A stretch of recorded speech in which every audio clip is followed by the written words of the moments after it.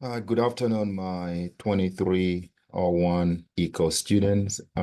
This is Professor Andrew Jede. I will be your professor for this course, this summer 2 session. This course, as you all know, is all online. I communicated with you yesterday, Sunday evening, when I had to upload the syllabus for the class, and I hope you guys have downloaded, read through the syllabus more carefully, grasp what is expected of you.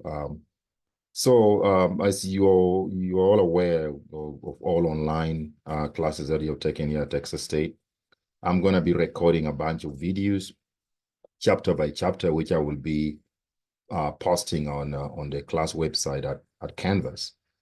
So I typically record the lectures on Zoom, then I basically translate them into my YouTube channel. I have a YouTube channel. So I send you guys a link to those video recordings so you can watch the video, make sure you watch all the chapters, understand. It's going to be engaging just like you'd be in person, face to face.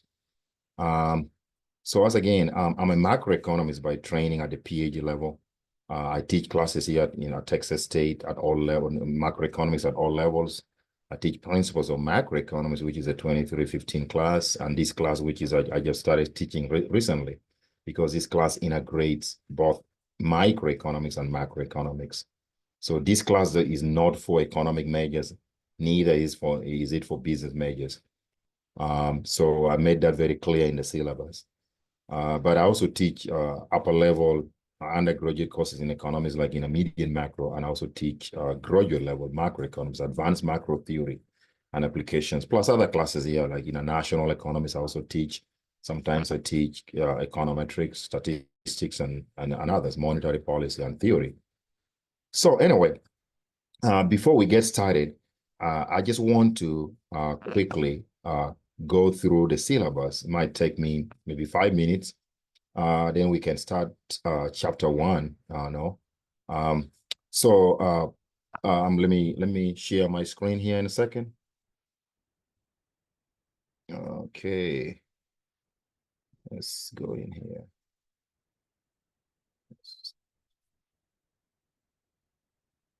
There's my syllabus. There you go.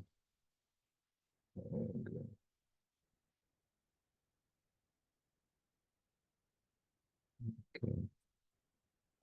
Okay, so that's the syllabus that I uploaded at your class web page at Canvas yesterday, and I sent you guys an email to alert you guys that you need to print it out. Even though the class is face-to-face, it's online, please feel free if you're on campus always to pass by, maybe knock on my door if you need to see me in person, but you might want to send me an email, then I'll give you a time when I'm available here in the office. My office here is in the McCoy College of Business here at Texas State on the 5th floor. That is McCoy 516. And there's my telephone, which I rarely don't answer because a lot of telemarketers bothering me here in the office, people trying to sell me their textbooks. So the best way to communicate with me through is by email or through Canvas itself. Just email me. My email is there, andrew.ojede@txstate.edu. And by the way, my name is pronounced Dr. I'm Dr. Andrew Ojede. So I have a lot of my Latino friends always call me Ojede, but that's fine. Yeah, so in terms of the office hours, which is also going to be on Zoom, if you need to see me on Zoom office hours, I'm going to be holding office hours Mondays, Tuesdays, but that might change. If I change, maybe I want to hold it on Monday sometimes or Thursday, I will let you guys know by email. But tentatively, I'm going to be meeting via Zoom if you need any office hours. So feel free to log into the Zoom link, which I'm going to be sending you today at Canvas, the link to the Zoom office hours, which is going to be through Zoom. So you can see Mondays, Tuesdays from 12 p.m. to 2 p.m. and then Fridays from 12 p.m. to 1 p.m. Okay. So as I said before, this course entails a non-technical study of microeconomics and macroeconomics. So it basically combines microeconomics and macroeconomics in one. Typically, when we're teaching economics in a standard economics class, we separate those classes. We have principles of micro and principles of macroeconomics. But we combine these together. So this is going to be we're going to be talking about chapters like demand and supply, production and cost, market structures, aggregate output and performance of the economy, the business cycle and growth, unemployment, inflation, money and banking, fiscal policy, monetary policy, and international trade. The course is not for business or economic measures. I just want to reiterate that. So ideally, this course combines, as I said, principles of microeconomics and principles of macroeconomics. So microeconomics is basically the study of individual units within the economy. For example, if someone is studying topics that deal with consumer behavior, how consumers are making decisions that lead to satisfaction of their wants or their needs. Those are microeconomic topics. Or somebody is going to study farm behavior, studying like how the behavior of businesses, how businesses want to make choices to be able to profit maximize. And then you want to study market structures like monopoly, the behaviors of monopoly, perfect competitive markets, we're going to talk about that. Those are microeconomic topics. On the other hand, macroeconomics, which we're going to be talking about towards maybe I would say the third or fourth week. That's when we're going to start our macroeconomic topics. Macroeconomics is the study of the economy as a whole, or with some large segments of it. So we got to look at topics that affect the entire economy. So topics that we normally study in macroeconomics include, but not limited to, what we call gross domestic product, GDP. So GDP is because economists want to know how the level of economic activity in an economy, for example, like the United States, we want to know how much production we have in the economy every year. So GDP is going to quantify the market value of all final goods and services which are produced within the United States within a given time period, typically 1 year. So because that's for the entire economy, so GDP is a macroeconomic topic. Then we're going to have topics like unemployment, which is a measure of joblessness. Okay, typically when the Bureau of Labor Statistics, which is a federal bureau that tracks statistics on joblessness, on unemployment, when they're releasing the data, they release, first of all, for the whole economy. When you look at the unemployment for the US, it maybe is 3.6%. But their breakdown, you can also look at it by state, by county, by city. Yeah, that's fine. But when we're talking about unemployment, we're talking about for the whole economy. So unemployment is a macroeconomic topic. And then about 2-3 years ago, you guys have been having experiencing a lot of price level movements in the economy. Things have become expensive because of inflation. So that's going to be another key topic in that macroeconomic study. Inflation is going to be, it's a measure, it's a cost of living, measure of the cost of living. Is going to be the percentage change or increase in the general price level in an economy. And keep in mind, when you're talking about when you're talking about general price level in a macroeconomy like the United States, we are not talking about the price of one good. We are talking about the prices of the average prices of all goods and services in the economy. So, for example, when the price of gasoline goes up, that is not inflation, because that's, it has to be that we have to average the price of all other goods, all goods in the economy, including gasoline. So when that average of all those prices are going up, then that's what we call inflation. If someone wants to study about how price of gasoline changes over time, that is a microeconomic topic, because you're only looking at one sector, which is maybe the oil industry. Okay. So, and then we're going to talk about other topics like in macro, we're going to talk about topics like economic growth, how countries grow over time in terms of their production capability being expanded. We shall also talk about policies, what they call stabilization or macroeconomic policies, policies that the government will use to control economic activity or to stabilize economic activity. For example, you guys are aware that when the economy goes in a recession, when people are losing jobs, for example, back then we recently had COVID. When we shut down the economy, remember what the U.S. government did? We bail out the economy. We bail out everybody. The government increased spending and lower taxes to keep the economy strong, or keep the economy going. So those are going to be what we call fiscal policy. Fiscal policy involves taxation, government spending, and maybe aspects of entitlement programs like Social Security, Medicare, Medicaid. Those aspects of fiscal policy, at the federal government level, they are controlled by the U.S. Congress. Okay, the president of the United States, the executive branch always proposes a budget, but that budget has to go through Congress for approval. If Congress say no, we don't have a budget. Okay, so Congress is in control of U.S. fiscal policy at the federal government level. But fiscal policy can also be conducted at the state government level, state and local government levels. Okay, but for macroeconomics, when we're talking about macro, we most often try to, concentrate at fiscal policy at the macroeconomic level, meaning that what decisions by federal government, not state government, of changing what tax policies and government spending policies. Okay. And then the other thing that I forgot to mention when you did was some key topics on microeconomics are things like market structures, like monopolistic competition, perfect competition. You see them there. So we just are going to be the different types of markets that exist in an economy, market structures. So we're going to talk about the characteristics of those markets. What do we mean when we say your company is producing within a perfect competitive market? Or within is a monopoly, or is a monopolistic comparative market, or in oligopoly market, we'll give distinction between those different types of market structures that exist in the economy.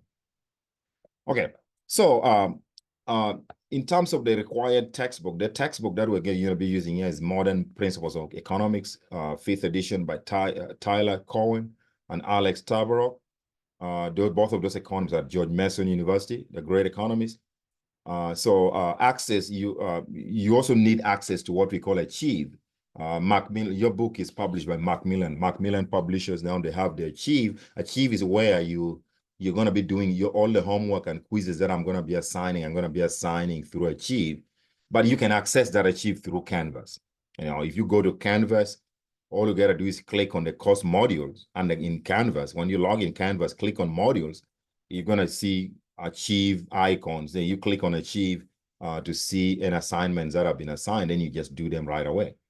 Right now, I'm not assigned any assignment. When you look at your syllabus carefully, I mentioned that the first assignment is going to be assigned to you I believe this Wednesday. So make sure you start familiarizing, make sure your Achieve is working, you are able to access the book itself. Because now Texas State has changed the policy. We no longer buy books like we used to do. Students don't buy books anymore. It's built into your tuition.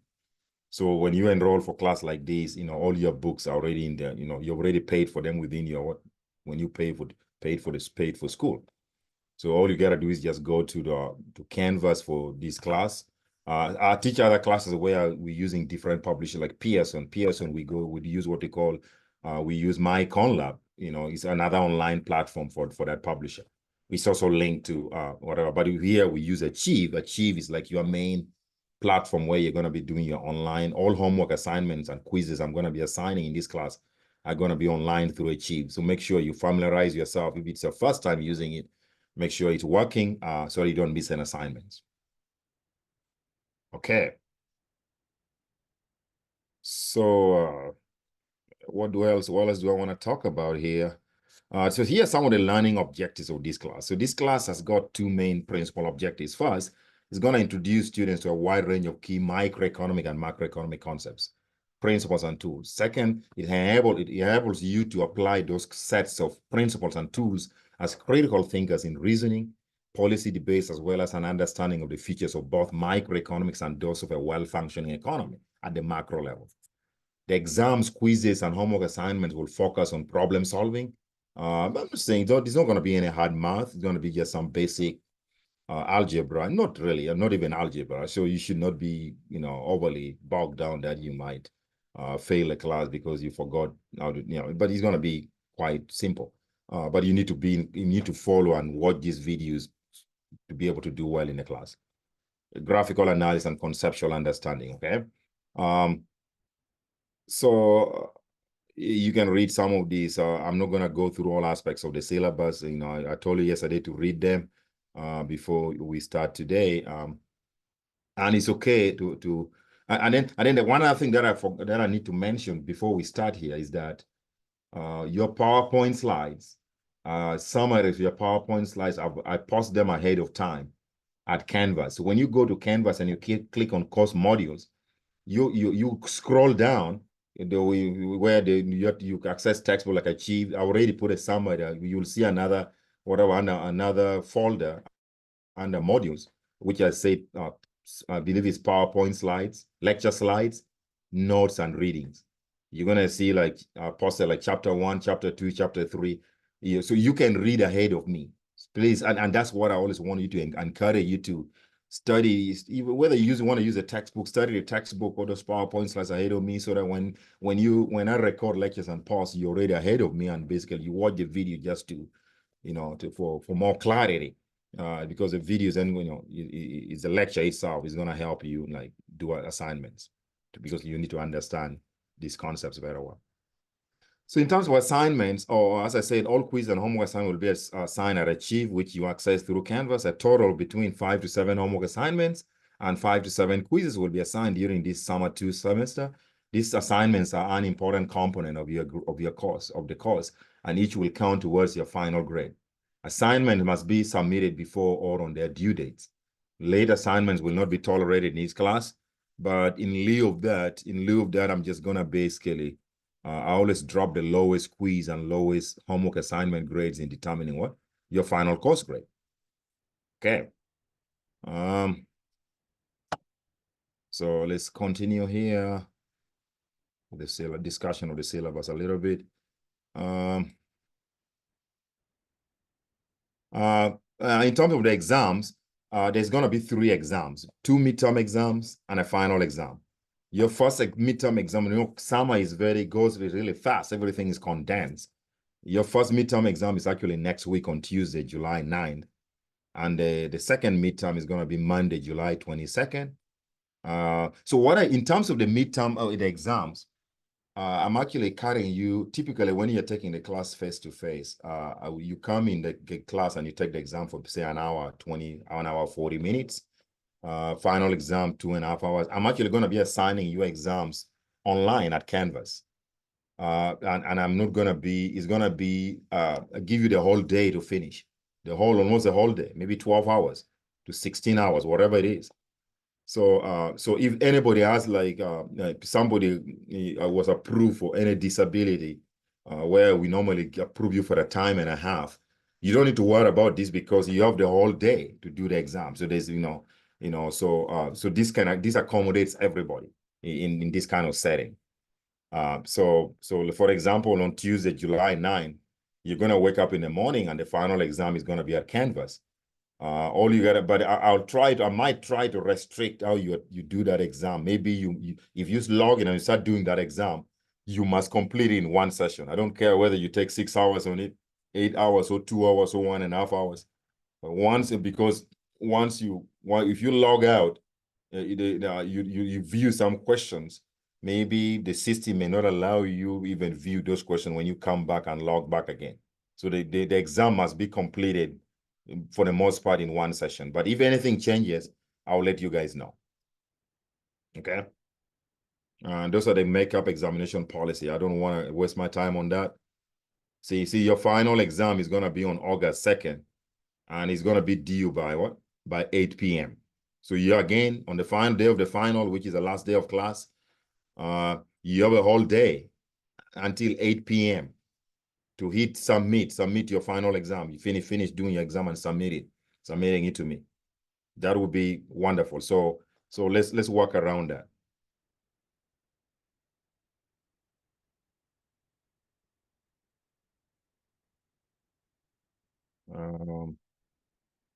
And then this is going to be the in terms of the grading policy. This is going to be the distribution of your grade for all aspects of the course. Each midterm exam is going to count for 20% of your grade, and then the final exam is 30%. Homework assignments will account for 15%, and quizzes will account for 15%. And below it is the corresponding letter grades. How the letter grades will be assigned based on your numerical scores. I'll put additional links here. These are basically optional links. I always, sometimes I might refer to some commentaries on the New York Times, the Wall Street Journal, or the Financial Times. There are also links to government website where you can easily access economic data. For example, when we're talking about GDP or unemployment, these websites will, like the Bureau of Labor Statistics, all these are mostly federal bureaus. The U.S. Federal Reserve Bank keeps most of its data with the Federal Reserve Bank Economic Data Bank database. Lots of any types of economics data or financial data, you find it there. Data on stock market, on the economy, you access interest rates. You just go to FRED, the Federal Reserve Economic Data Bank. Other economic data can be accessed through, like GDP and others. You can access them through the Bureau of Economic Analysis or Federal Bureau, at www.bea.gov. Then the Bureau of Labor Statistics, as I say, they track data on unemployment and on inflation, the consumer price index, those are all tracked by the Bureau. And if you want international data, for example, the World Bank web data is one of the most important, or you want to access like cross-country data, international data, or you could go to the International Monetary Fund website, the IMF. They also have a lot of data on other countries, like international data. If you want data only for European countries, there's another website for you called Eurostat. They have very good data within the EU, mostly EU countries. Yeah, you want to do something like that. There's several other websites. That's why I put etc. there, that you can find either international economic data or domestic, only US data. So you just have to, but as again, those are optional, but it's always good to check them out and see how you can acquaint yourself with economic data. Okay, so I think that's pretty, the rest are basically things that you can read on your own during your free time. The last 2 pages of the syllabus basically just the outline of of how we're going to proceed. And by the way, so this is also just, I need to make mention here. This is just, this syllabus is not stone fixed. And I'm not saying that by the end of the week, we must complete chapter 4. We might actually complete, maybe even complete chapter 4 in chapter 5 before next week.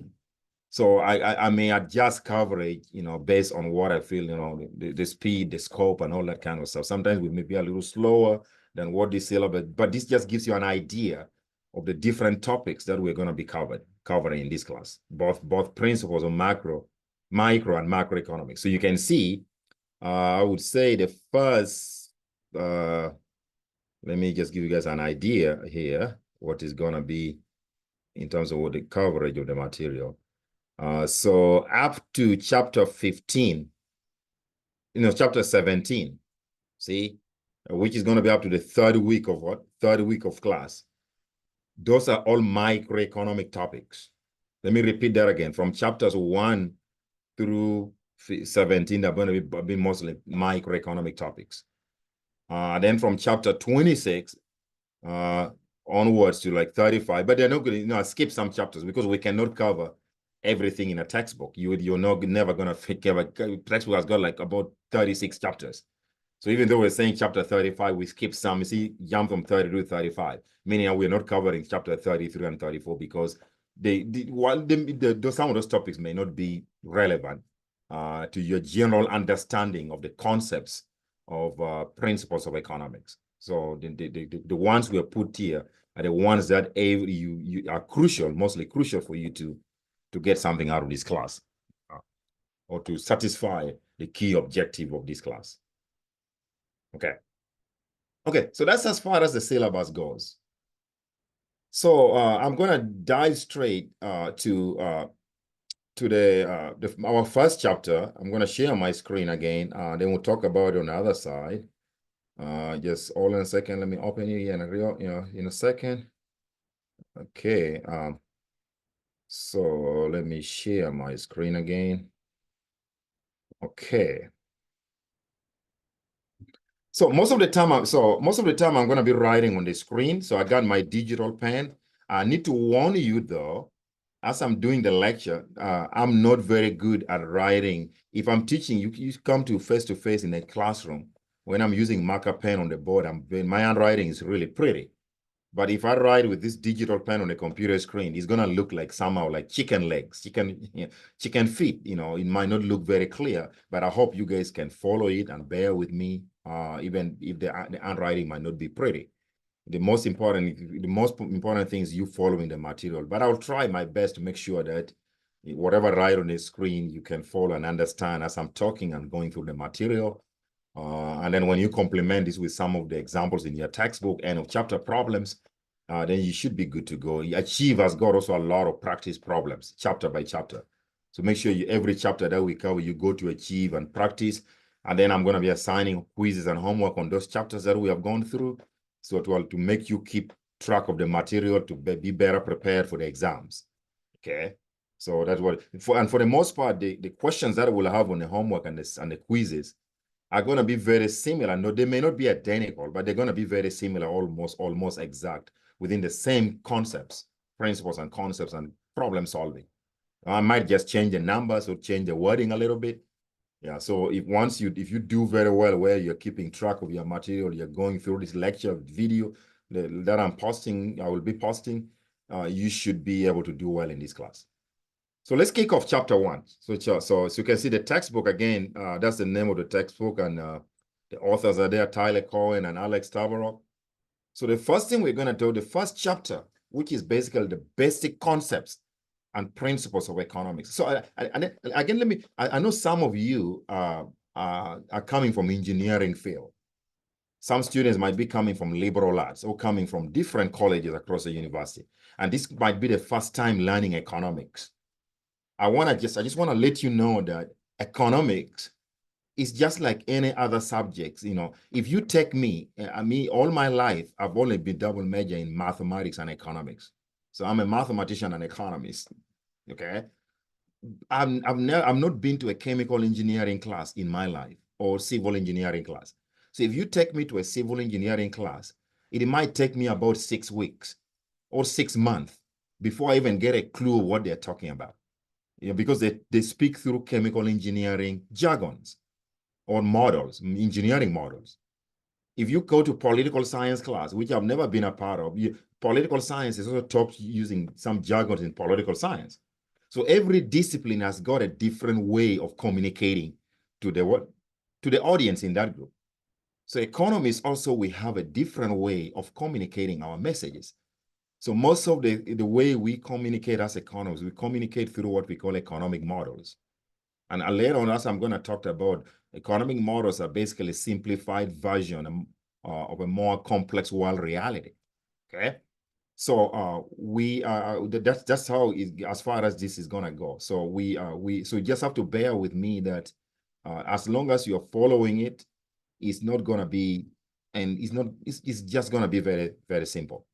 So this first chapter is just gonna give us a broad overview, some definitions, some key terms, principles, concepts. Okay. So that we set the ground rolling here. Okay, so let's jump on it right away. So chapter 1 is the big ideas. So let's talk about those big ideas in economics.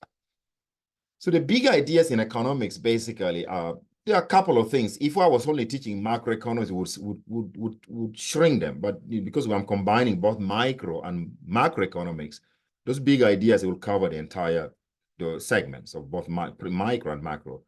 So one of them is going to be incentives matter. I'm going to explain what those means. And then good institutions align self-interest with social interests. Trade-offs are everywhere. We'll talk about what they mean. We tend to think or make decisions at the margin, what we call marginal decision-making process. Trade makes every people better off. So I'm going to explain again. And then wealth and economic growth are important. Institutions matter, institutions in an economy. If you don't have well-developed institutions of government, for example, then the economy may not work very well. For example, when I talk about institutions, I'm talking about our politicians or government workers need to be honest. We don't want to live in a country where there's a lot of corruption. Okay. So institution matter. The judicial system, the court system must work. Yeah, work in a fair and whatever to every citizen. Those kind of stuff, the justice system, the rule of law, those kind of stuff. We need that, law and order. And then economic booms and busts cannot be avoided, but can be moderated. I talked about that. And inflation is caused by increases in the supply of dollars, supply of money. When the central bank, like our case, our central bank here is called the Federal Reserve System, is the one that is in charge printing dollars or supplying dollars in the economy. And central banking is a hard job. The Federal Reserve is not an easy job. That is a very difficult job. So let's begin with the first big idea, which is that incentives matter. So people respond in predictable ways to incentives of all kinds. It could be fame, power, reputation, even sex and love are all important incentives. There's so many things. Okay, let me give you one example of incentives that I'm talking about here. Let's say, suppose the state of Texas comes up with a policy, an education policy, that any student at Texas State who gets a 3.5 GPA at the end of their, say, sophomore year will get a full ride for the rest of their junior and senior year. They will pay all their tuition. What do you think students are going to do? Of course, students are going to respond. That's an incentive to better themselves. So how would students respond to the state of Texas telling them that, oh, if you get a 3.5 GPA by the end of year, sophomore year, you're going to get a free ride? Okay, students are going to respond by maybe staying a little bit longer in the library studying, because they want to raise their GPA. They want to start a little bit harder. That's how you respond to those kind of incentives. Okay. Another example is like if the federal government says that I know they now have built into our tax system that if you buy an electric vehicle, you buy a Tesla, you buy a GM electric vehicle, whatever, you get some kind of tax incentive. Okay. Then people are going to respond. Many people are going to buy it because they know it's tax deductible. Okay. So people respond to incentives. Okay. Incentives can be economic incentives. And incentives can also be something that discourage you from doing something. Okay. Let me give you another example of an incentive that was put into the U.S. Prison system. So back in the days, the United States government came up with an idea that hardcore criminals who commit crime, who go to prison, they have to submit their DNA samples. Okay. Why would they collect their DNA? So that one day when they get released into the community, they are less likely going to commit crime because they know their DNA is in the database. Okay, so before somebody commits a second crime, they're going to think twice, because knowing that I commit this crime, maybe they will track me and get my DNA samples, and that can match with the one in the national database. So that you're less likely going to get repeat offenders. So that's something that discourages somebody from committing crime, because so incentives can be either way. Incentives that motivate you to do something, or could be something that make you not do something, discourage you from doing something. Okay. So as I say, it can be either way. Okay. So as I said, incentives can be rewards and penalties that motivate behavior, as I talked about it. Okay. Now, I want to share with you this quote, which actually is tied more to that incentive. And I'm going to open my screen and talk about it. So Adam Smith, you see that he's a Scottish philosopher. Adam Smith wrote his book, which is titled An Inquiry into the Causes of the Wealth of Nations. That book was written the same year the United States gained independence from the Brits in 1776. Okay, there are 2 volumes. They both look like a Bible. So the Wealth of Nations, the textbook, that book that was written by Adam Smith, 2 volumes. Economics, by the way, is a very young field. Most economists believe that is the founding principle for economics as a profession. That book that was written in 1776. It lays out clearly the fundamental principles of what a free market society is supposed to be, what a free market. Like, there are different types of how economies are governed. If you go to Russia or the former Soviet Union, they have what they call communism, where government or command and control system, where government control the means of production, how to produce goods and services, and who gets those goods and services. But meanwhile, on this other hand, we have a free market system like the United States system. Free market basically means that decisions made by private sector or private individuals is what drive an economy. So we let the private sector determine what to produce, how to produce it, not government. So there's a famous quote in Adam Smith textbook, and that quote, you see it underneath those fruits and vegetables. You're seeing He say it's not from the benevolence of the butcher, the brewer, or the baker that we expect our dinner, but from their regard to their own interests. To me, as an economist, this is perhaps one of the most powerful quotes in Adam Smith's book, which lays out the foundational principle for what a free market has to be. So I want to ask you, so let's break down this quote. What is he trying to convey here? It's not from the benevolence of the butcher, the brewer, or the baker that we expect our dinner, but from their regard to their own interests. So what he's trying to say here is that in a free market system like the United States, enterprises like businesses, if they're allowed to act free, okay, businesses are going to open up. If, for example, if you open your business where you want to be a farmer to produce wheat, for example, somewhere in the Midwest, we produce a lot of wheat in the Midwest. You're doing that because you're pursuing your own self-interest, okay? But that self-own interest eventually is going to make society or everybody better off. Now, imagine somebody like you yourself, this morning you probably woke up and you ordered bread in your breakfast. But you never question, but the bread that you're eating for breakfast is made out of wheat. And that wheat might have been made by, produced by some farmer in Iowa. And that some farmer supplied that wheat to a milling plant that transformed that wheat flour, raw wheat into wheat flour. And then the milling plant, after transforming raw wheat to wheat flour, sells the wheat flour to a baker, and the baker makes bread. So and these people who have produced wheat in Iowa, then the ones who have transformed raw wheat to flour, and then even the baker, we never talk to them. We don't see them. We never talk to them. And that is what Adam Smith called it, the invisible hand. The invisible hand feeds the free market economy. So the actions of us individuals in the economy, be it consumers or businesses or even government, okay, if people act free, pursuing their own interest agenda, the collusion of those self-interest agenda make everybody better off, society better off. So that is what that quote is conveying. And that's what a free market is supposed to be.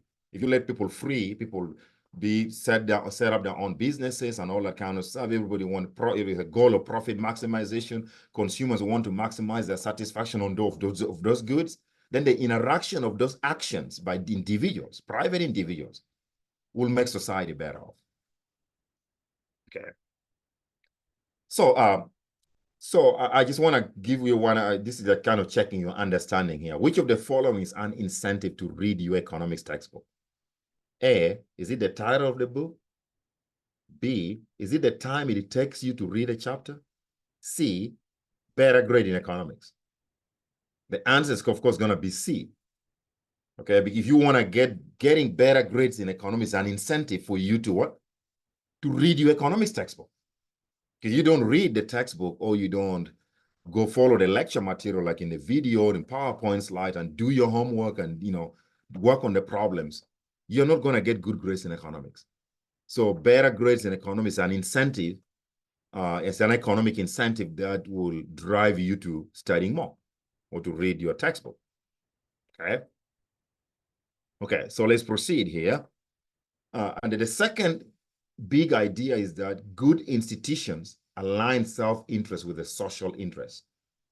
So, for example, when markets work well, markets for goods and services, market for anything, labor market, for example, where people go and apply for work, capital markets, there are different types of markets out there, okay? Financial markets, okay? If markets are working well, then individuals are pursuing their own interests, also promote social interests. But if markets don't work well, then the pursuit of own interest typically don't lead to what? To promoting of social interest. It will not. Markets must work well for people to pursue their own self-interest agendas, and that will end up promoting society as a whole. It is as if the market is led by what I talked earlier on, the invisible end. Yeah, the power of the invisible end. Okay. So when markets do not work well, government can change incentives though. Government could step in and use tax policies, subsidies, or regulation. But remember, government stepping in to do some correction in the market can also lead to something bad. When the government oversteps its mandates on the private market, private citizens, we know that the ramifications sometimes may not be good. Okay, but the government may not have any choice. If markets are not working well, government can come. For example, let me give you one example. If we build against so many industries in America, let's say in our city in San Marcos or in Austin, Texas, let's say so many industries, people are building factories everywhere. That brings something, pollution. We start polluting the environment. So that's the idea that market is going to fail us, because once we're polluting the environment, people are starting to get sick because of that pollution. Okay, and yet they're not being compensated for. That's what we call negative externalities in economics. Okay, so the government can come in and say, well, we need to maybe regulate the market, regulate these industries, making sure that, we set what we call, pollution standards, like maybe emission standards. If you emit beyond a certain level as an industry or as a company, you pay some tax on that. Okay, so that's the idea of government. When the market is trying to fail us, government can step in to correct those externalities. Okay. The third idea, which we fascinated in economics, is that economic decisions, or any decision you make, whether a consumer or a producer, involves trade-off. It involves trade-off. Okay. So I can give you, I'll give an example of a drug here. More testing means that before the FDA approves of any new drug, it wants companies, pharma companies, pharmaceutical companies, to do a lot of clinical tests to make sure that the drug is safe. Okay, so more testing means that approved drugs will have fewer side effects. While that is good, we must balance between the benefit with other trade-offs. Drug lag, see? So if the government is saying that you should do a lot of clinical trials before a drug, maybe this drug is something that could cure some disease. But if the government is saying that you take like 5 years before they can approve your drug to be used as something safe, then higher testing costs may mean a safe drug is never developed. So that's a trade-off. Okay, drug loss. Okay, but there's several anything. Let me give you an example from like a small company. Let me open a new slide here and see. Okay, okay, show you something here.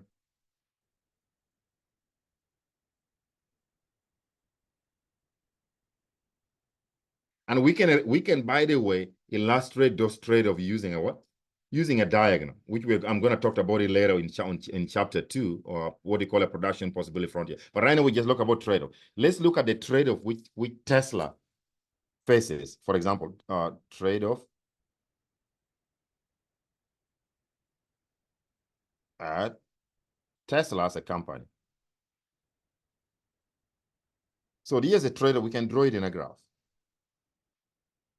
Let's say Tesla wants to produce two types of vehicles. It wants to produce SUVs and sedans. So the decision that Tesla is faced with this curve here. This curve is what we're calling the trade-off curve, or the production possibility frontier. So remember, resources that a company has at any point in time is fixed. So let's say if Tesla is currently, let's just assume, let's just pretend. Let's say Tesla is currently producing, like, say, 1 million SUVs and 1 million sedans. So that means that Tesla is operating at this point on the graph, point A. If Tesla makes a decision that they want to produce more sedans, that comes at a cost. It comes at a trade-off.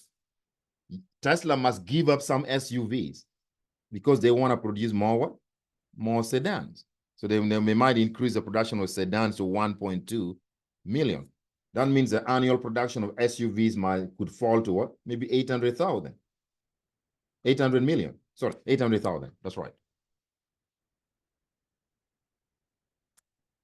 Okay. So you're moving from point A to point B. So that's it. So the trade-off here, Tesla is trying, while Tesla wants to produce 200,000 additional sedans, it comes with a cost of foregoing 200 SUVs because the resources that they use for producing SUVs need to be relocated. Some of them need to be relocated to producing additional sedans. So that's a trade-off I'm talking about. Anytime you choose to do something, just and make sure you remember that life of it is involved in making choices. Anytime you choose, for example, if you choose to go to the movie with your girlfriend, you may forego eating dinner with your mom and your dad, with your family.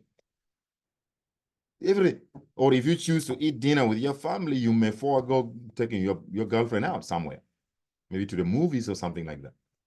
So so everything you do, whether from a consumption point of view or from a production point of view, involves giving up something. Okay, you guys chose to enroll in this economics class, but there could have been something else that you should have done with your time. But you forego the other stuff that you should have been doing because you wanted to take this economics class. Okay. So I talk about the drug in the trade-off between the government ensuring that we need to do significant testing on new drugs so that to guarantee their safety, because we don't know, the FDA, the Food and Drug Administration, is not going to allow any drug just in the marketplace when it's not safe. That's why they always encourage a lot of some drugs go through like 5 rounds of clinical trials before they're approved by the FDA. That's how it is. So if it takes a long time to approve a drug, that means we could be foregoing. Some people might be dying of an illness that they could have gotten cured of if the government had approved that drug early enough. So that's a trade-off. We're giving up some lives because we're wasting a lot of time, taking a lot of time to do the testing, making sure that the drug is safe. But people will be dying out there. Okay, we saw that with COVID. Even though the COVID vaccines were developed, in a short period of time, but still the government required that Moderna and Pfizer, that were the leading vaccine companies in America, they made sure that they did a lot of testing on those drugs to at least ensure that they were not something that would kill Americans instead. So a lot of people were dying of COVID, but because we had to take a little bit of time to wait for these drug companies to get us the vaccine. Okay, so that's a trade-off I'm talking about. Okay. There are several examples that you could think about. And trade-offs are also related to what we call the opportunity cost. Every choice involves something gain and something loss. I already talked about it. The choice to attend college means losing the opportunity to work full-time. You know that. The great economic problem, how to arrange our resources to satisfy as many wants as possible. So what is opportunity cost? So you can define opportunity. As I said, opportunity cost is related to what? Related to trade-off itself. You can define opportunity cost in different ways, but this is why I would like to define it. Might be slightly different from your textbook definition. So opportunity cost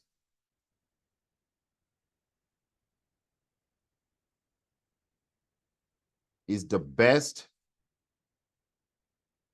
alternative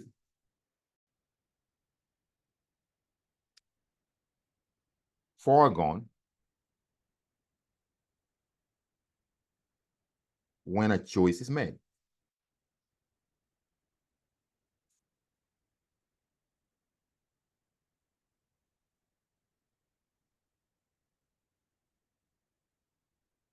So you decide to go to college, then the next best alternative that you should have done was working full-time. Okay, you can divide yourself. Okay. So here's your textbook. Opportunity cost of a choice is the value of the opportunities lost, which is the best valued alternative that you should have engaged in. And I know a lot of you know a lot of economics. Sometimes you say them, but you just sometimes you don't put in a more structured way. Every time I'm driving on a highway, I see people like have their bumper stickers saying that I would rather be fishing. I think those people like understand a little bit of economics, but they just didn't want to put structure. I would rather be fishing. What are they communicating in? That, oh, I'm maybe when I'm doing this activity, I'm missing on fishing. I should have been fishing instead. But I can't go to work and fish at the same time. No, it's not possible. Okay. So that leads us to another concept, the concept of scarcity. Scarcity result kind of like relates to resources or income or wealth, whatever you want to call it.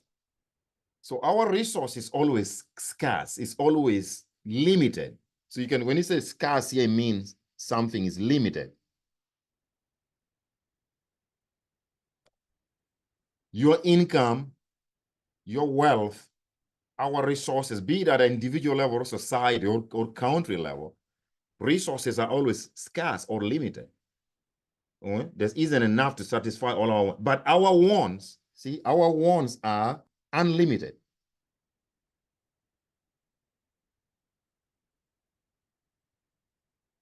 If I ask any of you in this course and I say, what do you want in this world? Somebody may say, I want a private jet, I want a private island, I want a Lamborghini. You want everything. But then the question is, do you have money to afford all those luxuries that you've just told me? Oh yeah, I don't have it. My income is limited. So, you know, your income being limited or your resource being limited, that's scarcity. But your wants are unlimited. If you had all those resources, then you would buy whatever you want in this world. Even, let me tell you, even the world's richest billionaires, you know, like the Jeff Bezos and whatever, like, you know, the Elon Musk, they are billionaires, but they feel like their wealth is still limited. That's the way it is. Because you ask yourself, why is Elon Musk struggling every day to produce more and more SUV, whatever Tesla vehicle?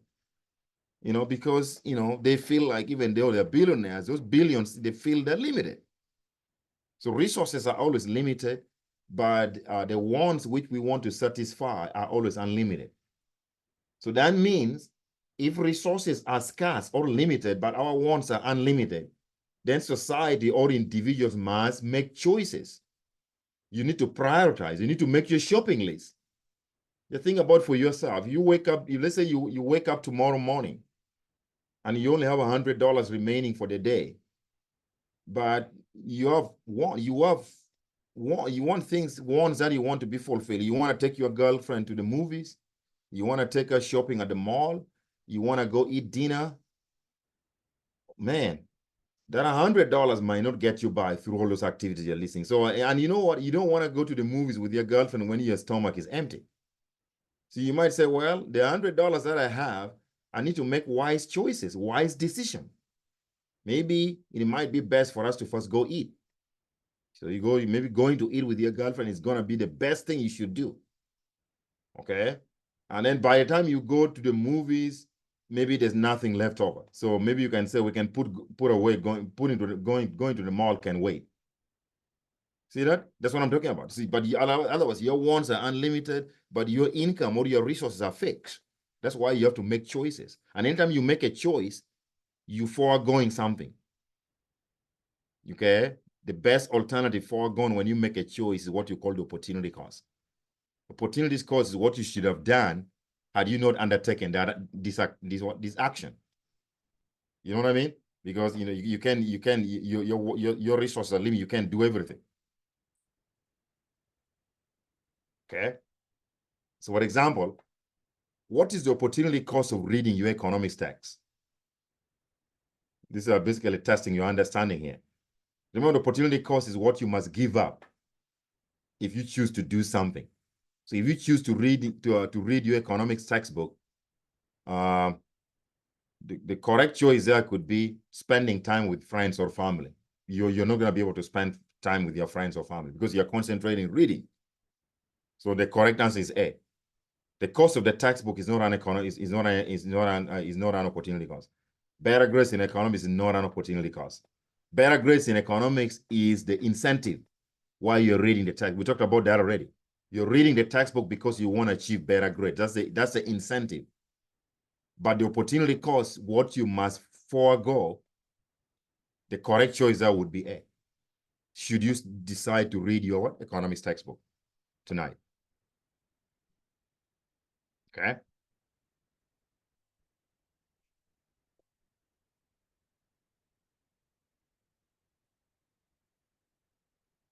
I see. Reading textbook means you have less time to spend with friends and family.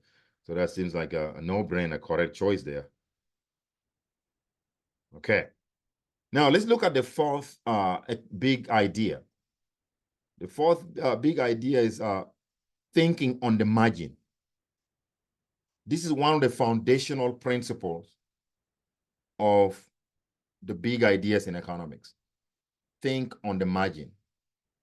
Every time we are making choices as individuals, whether as consumers, whether as businesses, as a government, we are not making a holistic decision to do something. We are making a decision to do a little bit more or a little bit less of an activity. Okay, that's what I'm talking about. Making decisions at the edges. You know, you could say it like, wait, you're making decisions at the edges. Let me give you one example. When you own a small business and you have 10 workers in your company, you may decide to say, oh, let me hire 2 additional workers. Or let me hire 1 extra worker to help out with this piece of work. That's what we call making decision at the margin. That's called marginal decision making. Okay. Let's say you guys, I know every Super Bowl, people go to the bars watching the Super Bowl. Okay, a lot of people watch it at home. You're watching with your friends in a bar, with a group of students gathered in a bar watching Super Bowl. What are they doing in the bar? They're probably drinking Diet Coke and maybe eating pizza. So if you order, like, say, 2 slices of pizza and a glass of Diet Coke as you watch the Super Bowl, as the game goes on, you start making a decision. Should I order 1 extra glass of Diet Coke?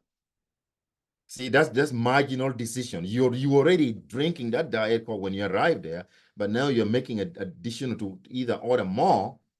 Okay. So all firms and consumers face these marginal decisions every day. You come to the university every day, say you go to the library, and you normally study for 2 hours, average. Every average 2 hours, that's not time you spend in the library. And then today you decide to study a little bit more, maybe 30 more minutes, or 1 more hour, or 2 more hours. Because you wanna ace your economics test. And then you're making a marginal decision at the edges. That's what we're talking about. So marginal means 1 more or 1 less. Okay. If you're a company, you can decide to hire more workers, or you can decide to get rid of some workers. That means you hire 1 less worker. When I say hire 1 less worker, that means you're firing someone. Okay. So marginal choices include marginal cost and marginal revenue and marginal tax rates. You always hear we use these terminologies all the time. So I'm gonna define these terms out right away. Terms that are related to marginal decisions in economics here, which we're gonna be using in this class as we progress into the chapters. One of them is what we call marginal cost.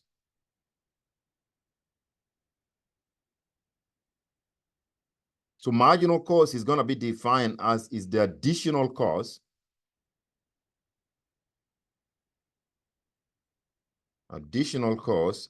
which a firm bears from producing 1 extra unit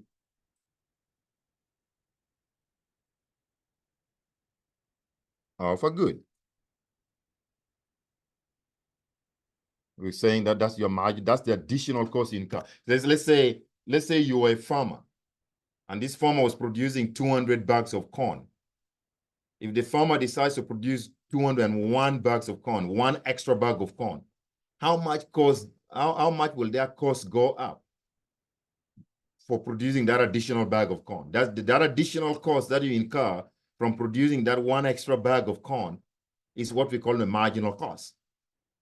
Okay. And then the other definition, marginal things that are related to marginal analysis is marginal revenue. So marginal revenue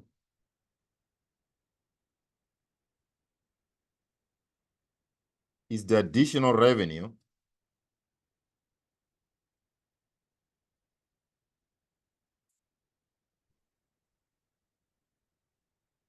okay, from selling one extra unit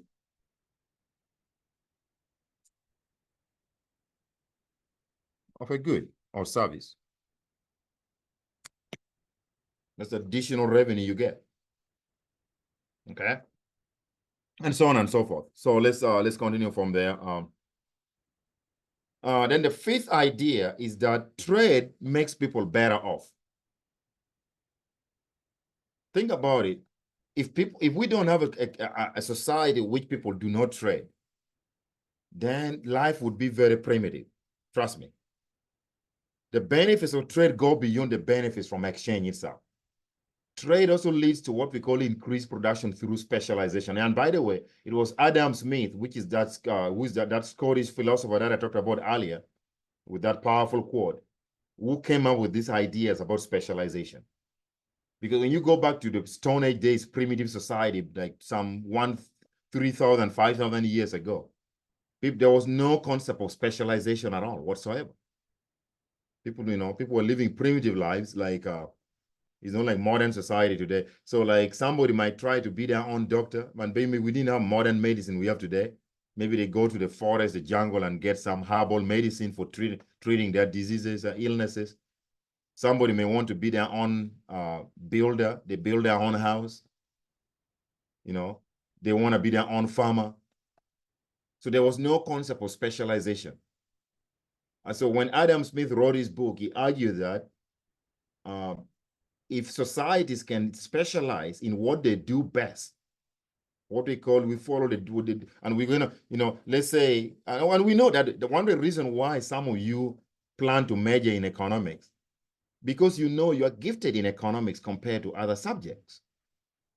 So if you decide to specialize and major in economics or finance or engineering or accounting or maybe history, political science, for a fact that you are going to succeed in that field because that's where you're best suited, your mindset, So you become an engineer, you may make a lot of money, but you cannot be an engineer and be an economist at the same time. That's not going to work. So if you're an engineer, you're going to concentrate in your engineering work and make a lot of money and use part of the money to buy stuff that you cannot make as an engineer. You're going to let the doctor give you medicine. You're going to buy that from the doctor. You're going to make a financial advisor help you invest your money in the stock market. See, that's a concept of specialization. So if specialization will lead to massive productivity gains, we're going to produce more goods and services when we specialize. Societies that specialize end up producing more goods and services than those that try to be what? Self-sufficient. When you're trying to be self-sufficient, that means you're trying to do everything by yourself. You're trying to be your own doctor. You're trying to be the author of your own economics textbook. You're trying to be an engineer. You're trying to be, 10 different things by yourself. You're not going to make it. Tell me, you're going to burn out quick. Because the way we are created, we are not gifted in everything the same way. Some people are more gifted in science profession. That's why they're scientists. Some people are more gifted as politicians. Okay. Some people are more gifted as accountants, as economists, as engineers, So the benefits for trade. So the idea is that if I produce something within my capability, like I'm an economics professor and I know I'm good at it, I'm going to make good money being an economics expert. And then whatever that I need for survival that I don't produce myself, I'm going to trade with somebody. Maybe an accountant is going to come to me asking for economic advice. I'm going to be hired by some firm to do economic consulting. That's what we do as economists. We do research and consulting. See? And so so in other words, accountant is going to hire me, or some firm is going to hire me to company to do the economic work, for the economic consulting work. They're going to pay me a ton of money for my work. And then I'm going to use that money. That's trade. I'm going to use that money to buy a house which is built by an engineer. See that? So we're all going to be, the engineer is doing the same thing. Okay? So trade leads to increased production. So it also allows us to take advantage of what we call economies of scale. Okay? Economies of scale, basically, these are the advantages that accrue to a firm, okay, as the company gets bigger and bigger.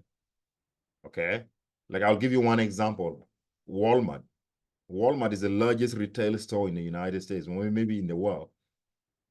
But Walmart started from, some small, as a small convenience store in Arkansas.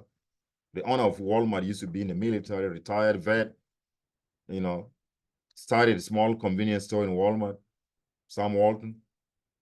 Then he soon started expanding. Before they knew it, second store, third store here, fifth store. Then they, So there are advantages to becoming big as a company. We call those advantages economies of scale.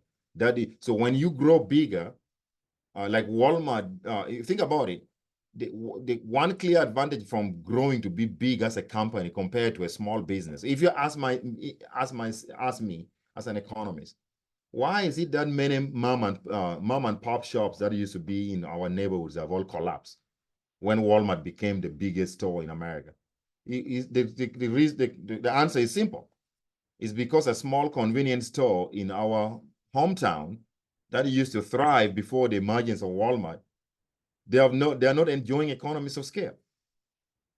Walmart has got highly sophisticated supply chain mechanism that they're built into the business because of growing big. Walmart can bring a bag of corn or a bag of some product into Walmart store much cheaply than what a small business in the same area would do. Because Walmart has got they know how to cut costs by being big. So those are the economies. We talked about that a lot as we proceed as well. So then, so we can extend this to the theory of comparative advantage. So when we're talking about trade, when I give you something, okay, let's say I pick $1 and I buy a bar of candy. The idea is that I believe that the candy, whatever I'm getting, is more valuable to me than my $1 sitting in my pocket. That's the reason why I decided to take my $1 and spend it and buy what?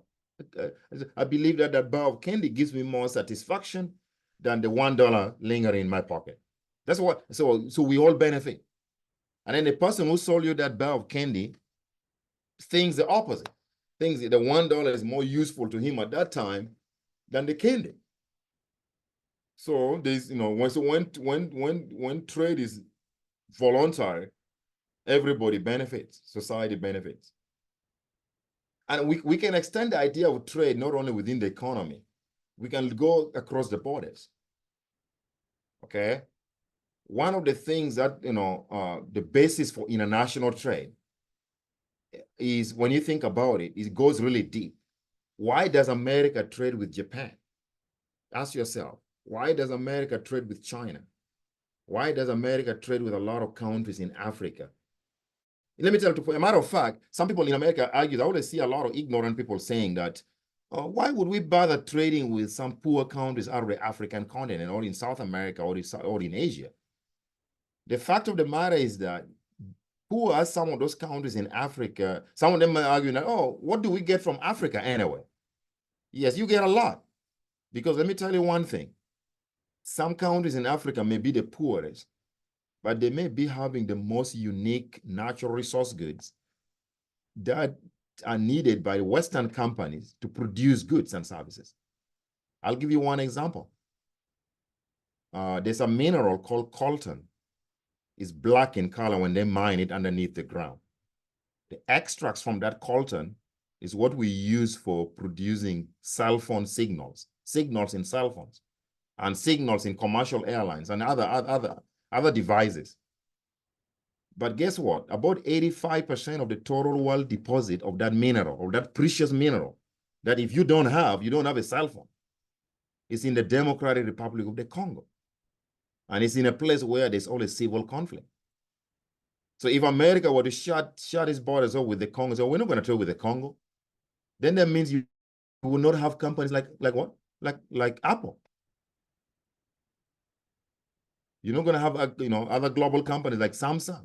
Any company that's producing electronics like HP, even in those signals are used in computers. HP, Dell, and others. So you get to see why the basis for trade, not only within the economy when individuals trade, but also when across borders, when nations decide to trade. So that's the reason why the United States trade with a lot of countries around the world, because we export them goods that we can best produce, which they are not capable of producing, like jet engines, in exchange for some unique goods that we cannot produce here in America easily. And if we do that, we benefit, and everybody benefits. So free international trade makes everybody better off. And the basis for international commerce rests on the idea of what we're going to be talking about this a lot, the theory of comparative advantage. When people or nations specialize in goods in which they have a lower opportunity cost, they can trade to mutual advantage. And that lower opportunity cost sometimes is based on resource endowment. Some countries are relatively more endowed in certain unique resource goods that allow them to cheaply produce certain products than others. Let me extend another example. You go to a country like Brazil. Brazil has got large, abundant land, which is fertile, which is suitable for producing corn and soybeans. That's why they produce a lot of corn and soybeans there. Okay? The United States has got a lot of highly sophisticated capital goods and a lot of highly trained engineers.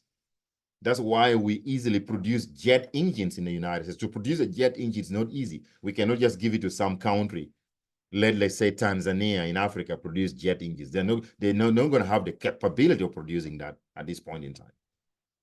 So that's why we let the United States produce jet engines, and then maybe we sell them to other countries that cannot easily produce jet engines in exchange for their goods. And then everybody benefits.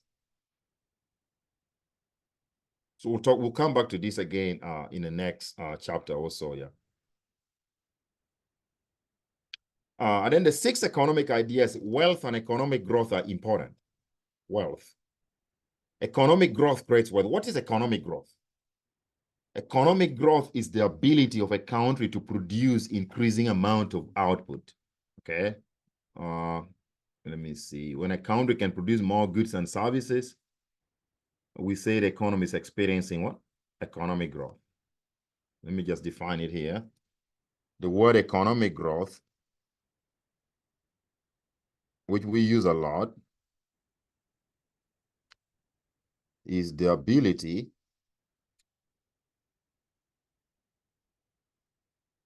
see, my writing is like chicken legs here. Ability of a country to producing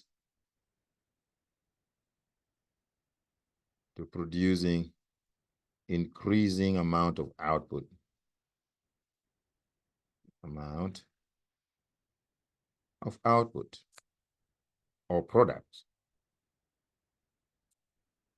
So when the production capability of a country has been expanded, we say that the economy is experiencing economic growth.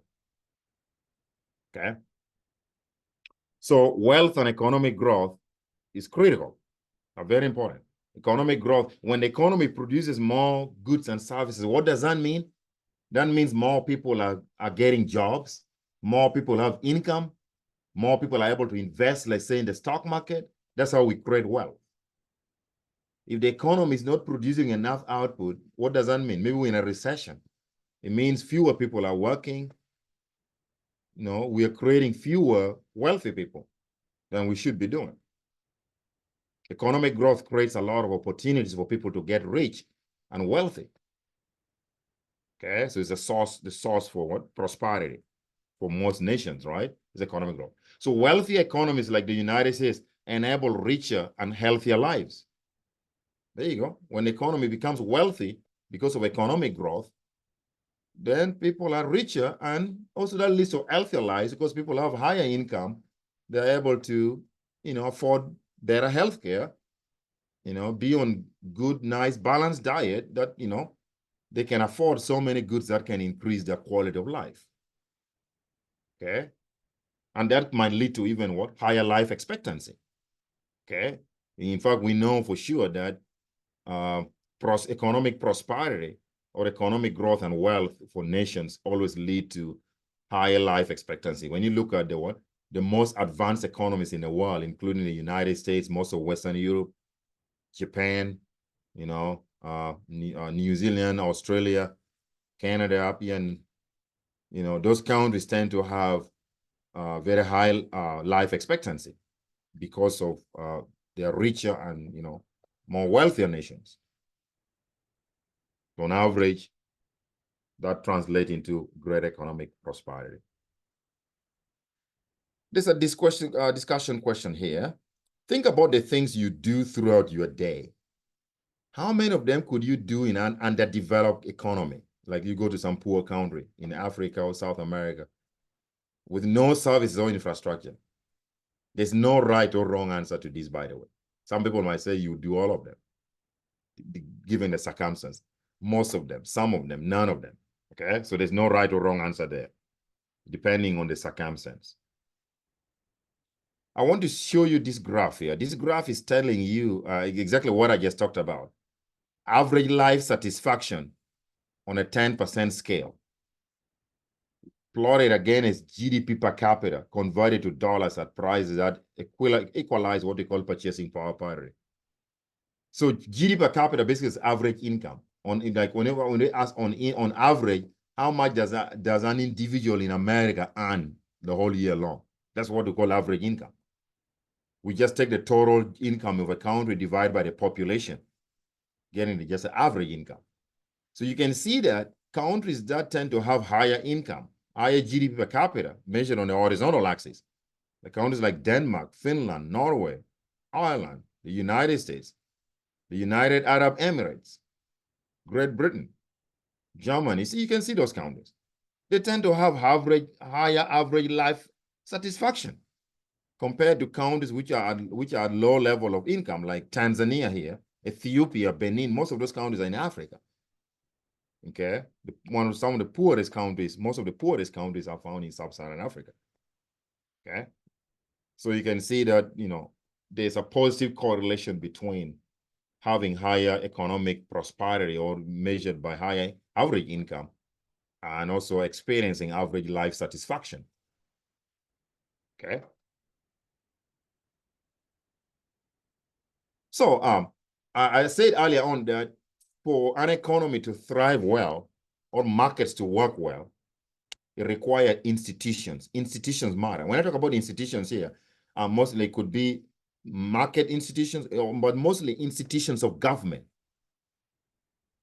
So institutions provide incentives for us to save and invest in physical capital, human capital, innovation, efficient organization.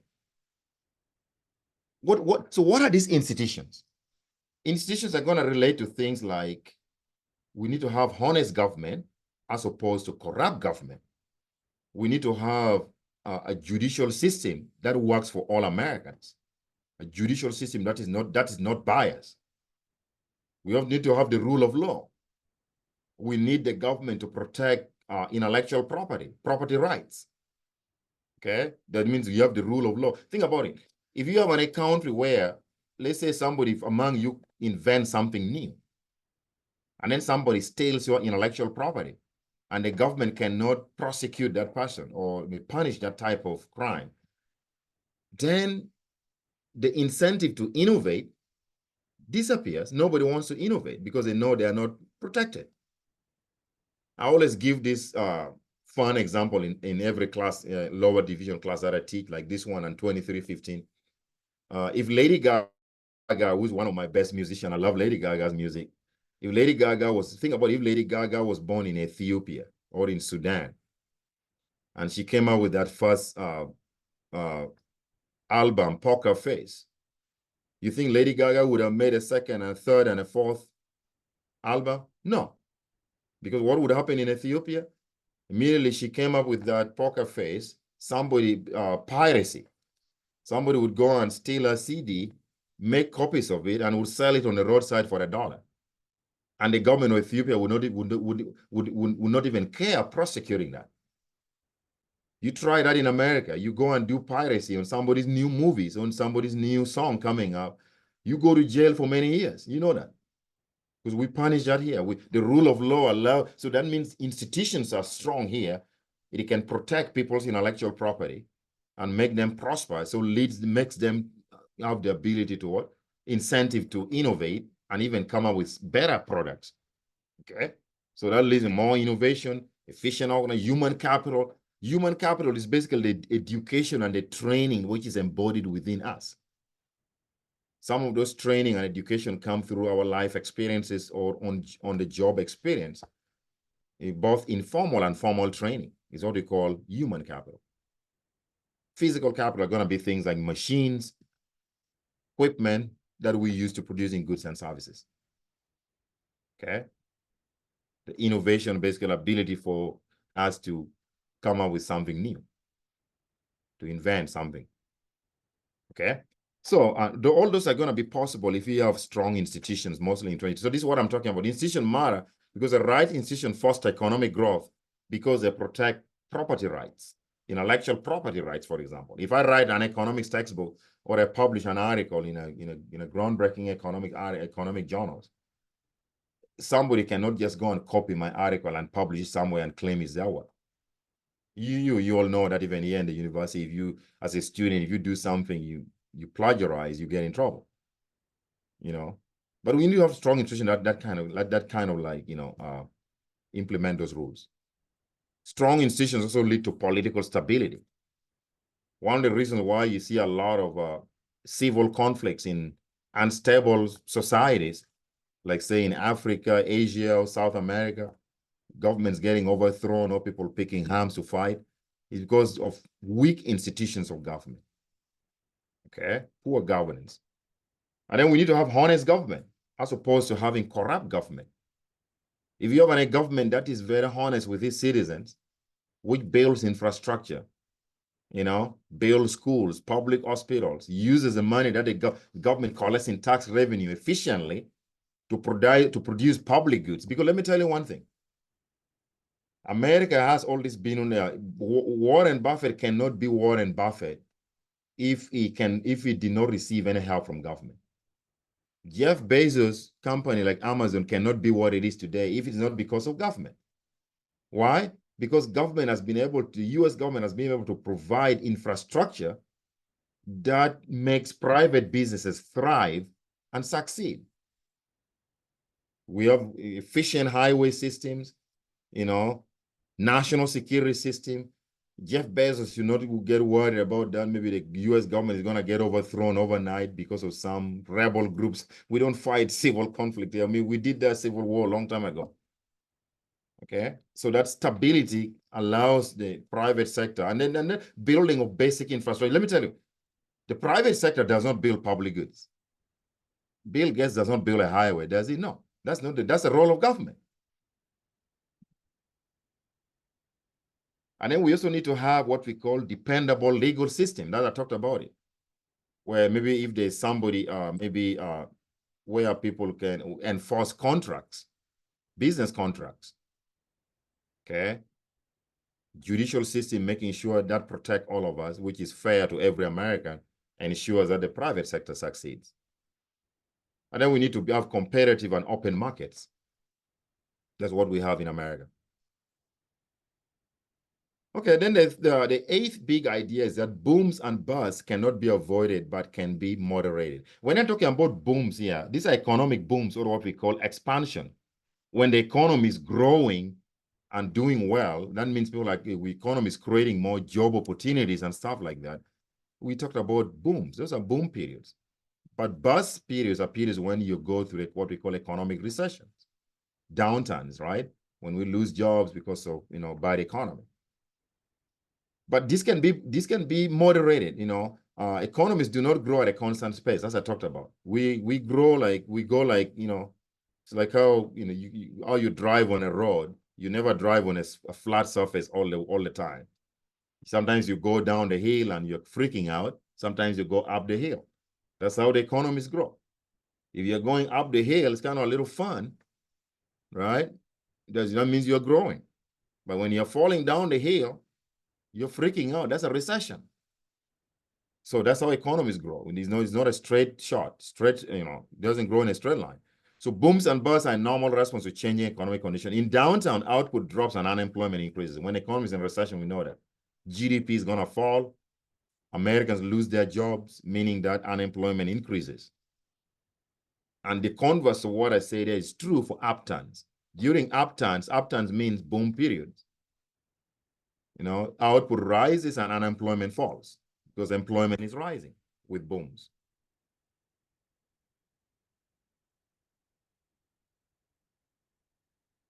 Okay, but boom and bust cannot be avoided, but can be moderated, as I talked about. If economy is in a recession, for example, the government can use its stabilization policy. And there are two types of stabilization policy. Policy can be what we call fiscal policy and monetary policy. Fiscal policy, this involves things like tax policies, which are implemented at the federal government level, and spending policy, government spending policy, and also entitlement programs. But entitlement programs are not used to fix the economy, no. Those are the two main primary tools of policy, fiscal policy, that the government uses to fix the economy. So if the economy goes in a terrible recession, if the government wants to prevent that recession from going deep, the government can give a tax cut, because tax cuts allow companies to start producing more goods and services because it lowers their cost. Tax cuts given to American consumers allow them to go and buy more goods and services. That's how you stimulate the economy back to growing again. Or you could directly spend money to rescue the economy, like what we did during COVID-19. The government spent trillions of dollars rescuing the economy from collapse. Some of the money went forward, vaccine distribution, you know that? To help companies quickly distribute vaccines across the United States. Okay? So, and then monetary policy, these are actions taken by the country's central bank. Our central bank here is called the Federal Reserve. So monetary policy involves the control of money supply, stock of dollars in the economy, and interest rates.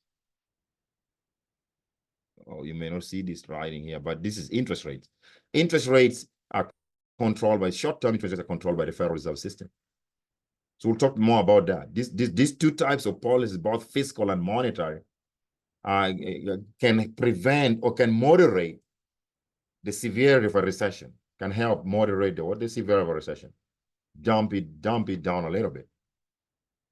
But if used improperly, if the government abuses those two policies, these tools can make the economy more volatile instead. So we have to use it in a more responsible way so that it can actually help stabilize the economy. And then the other thing is inflation is caused by increases in the supply of money. The supply of dollars or money in the economy is controlled by the central bank. And every country on earth which has their own money, they have their central bank that controls the supply of that money in that economy. They just call that central bank differently. In the United States, the name of our central bank, which controls the supply of dollars in the US economy and interest rate, is the Federal Reserve System that I talked about earlier.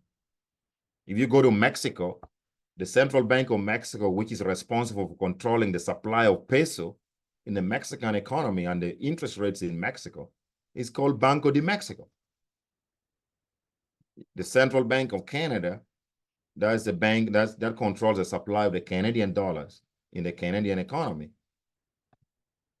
The Riksbank of Sweden, that's the Central Bank of Sweden.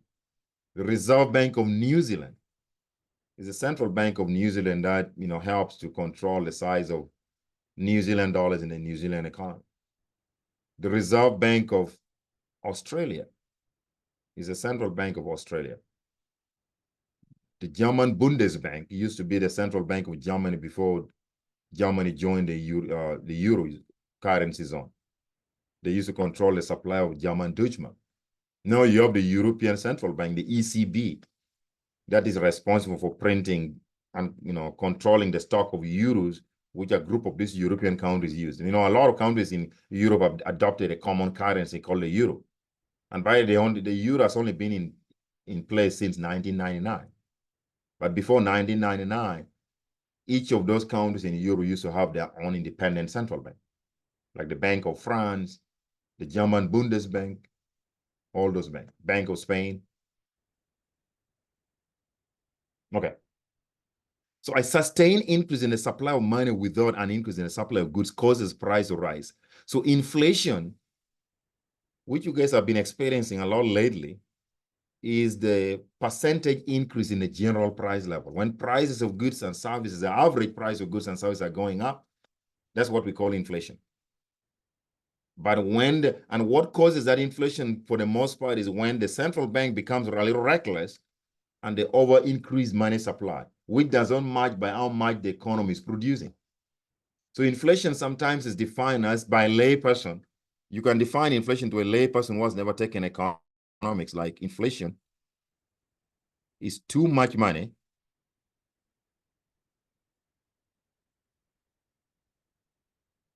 chasing too few goods. Chasing too few goods. So that matches what I'm saying here. If you print money in excess of what you're producing, the result is inflation. So I thought it's inflation, an increase or percentage increase in the general level of price in the economy. In this country that borders South Africa, Zimbabwe, in early 2009, the inflation rate leaped to billions of percentage per year. Can you believe that? Look at that little boy holding billions of Zimbabwean dollars in his hand. But if you ask him at that time, how much would those billions of Zimbabwean dollars buy him on the streets of Harare, capital city of Zimbabwe? That little boy might tell you maybe those billions of dollars might not even be worth a loaf of bread. That's how worthless the Zimbabwean currency became because of inflation. The same thing happened in Germany. Germany went to World War I, and they were forced to pay reparations for some of the war crimes that they committed. What happened was that the German government had to issue bonds because they didn't have enough money to pay those reparations. That destroyed the German economy and caused tremendous amount of inflation in Germany. In fact, inflation was so high in Germany that if one were to enter a restaurant in Berlin in 1923 and ordered for a cup of coffee, by the time they finished taking that cup of coffee, the price would have gone up. That's how fast prices were rising in Germany. Germans even lost control of them. Germans were going to do, you can go look at the pictures on the internet. You can Google it during your free time. The experience of German inflation of the 1920s. You're going to see some pictures come up on the internet where the Germans were using their money, lit it on fire to start their campfire when they go camping, because the German Deutschmark was not even worth the paper it was printed on. That's what inflation can do to the economy. The good news is that the United States is the only country that we know about which has never experienced such type of hyperinflation. Inflation in the United States has never gone above, I would say, never gone above 18%. Here we're talking about inflation rising at rates of billions of percent per month. That's serious. So inflation is caused by increases in the supply of money. Inflation can make people poorer. People who are holding money, because think about it, if you're holding $100 today and lunch is $10, that buys you 10 lunches today. That $100 tomorrow, when lunch price has jumped to $20, may not buy you 10 lunches anymore. It's only going to buy you 5 lunches. So you get poorer and poorer with inflation when you hold money. Your money will have less purchasing power with inflation. That's how inflation makes people poorer. When I was a small kid, I was maybe like 9 years old. I used to walk with my dad maybe into some poor neighborhoods. And then I would ask my dad was a teacher too. I say, why is this neighborhood so poor? Why can the government just print money and drop it from the sky so that everybody would be $10,000 richer? Wouldn't that solve the problem? Then my dad told me that, no, it would make the problem worse. You know, when you're a 9-year-old kid, I kept asking my dad, why? Why? My dad just told me that it's beyond your pay grade. Maybe that's the reason why I had to major in economics, because I wanted to understand how government printing money and giving people actually creates more problem than good. Okay. In the short run, when everybody gets $10,000, like I was suggesting to my dad, it looks like their conditions are okay. But in the very long run, when you dump a lot of money in the economy, and there's a saying in economics that money digs down your pocket. The more money you print and dump in the economy, prices are going to rise on you. You're going to go to HEB. A gallon of milk that used to cost you $3 will be $15. That's how inflation is going to get you in the long run. So even though you have received $10,000 yesterday, that's going to make everybody worse off tomorrow when prices have to rise with inflation. So central banking is a hard job.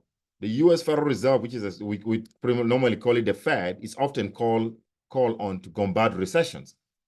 There are lags between a decision by the Fed and the effects of the decision on economic activity. In the meantime, economic conditions may change. They are a moving target. So the Fed has a very good, the job of the Fed is not an easy job. You have to walk a very fine line, tight line. Too much money leads to inflation. Not enough money can lead to economic slowdown too. So the Fed has to pick the optimal amount of money we need to have in the economy. And sometimes picking that optimal is not an easy task. So here are the basic takeaways from this introductory chapter 1. The basic principles of economics apply to all countries. Remember that. Economics is also linked to everyday life. Your job, your personal finances, your debt, also related to inflation, recessions. Economics teaches us how to make the world a better place because it involves making smart decisions. Okay? That's what economics is about. It's about making smart choices, smart decisions, and stuff like that. Okay. So that is chapter 1. Okay. I'm going to introduce chapter 2 right now.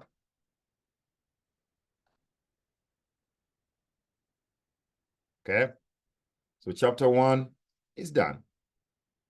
So let me share my screen for chapter 2 and we'll talk about it on the other side.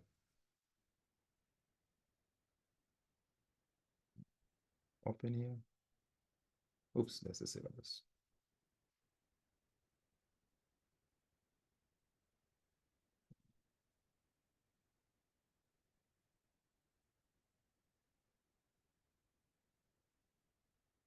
That's chapter 3. All of them open here. There we go.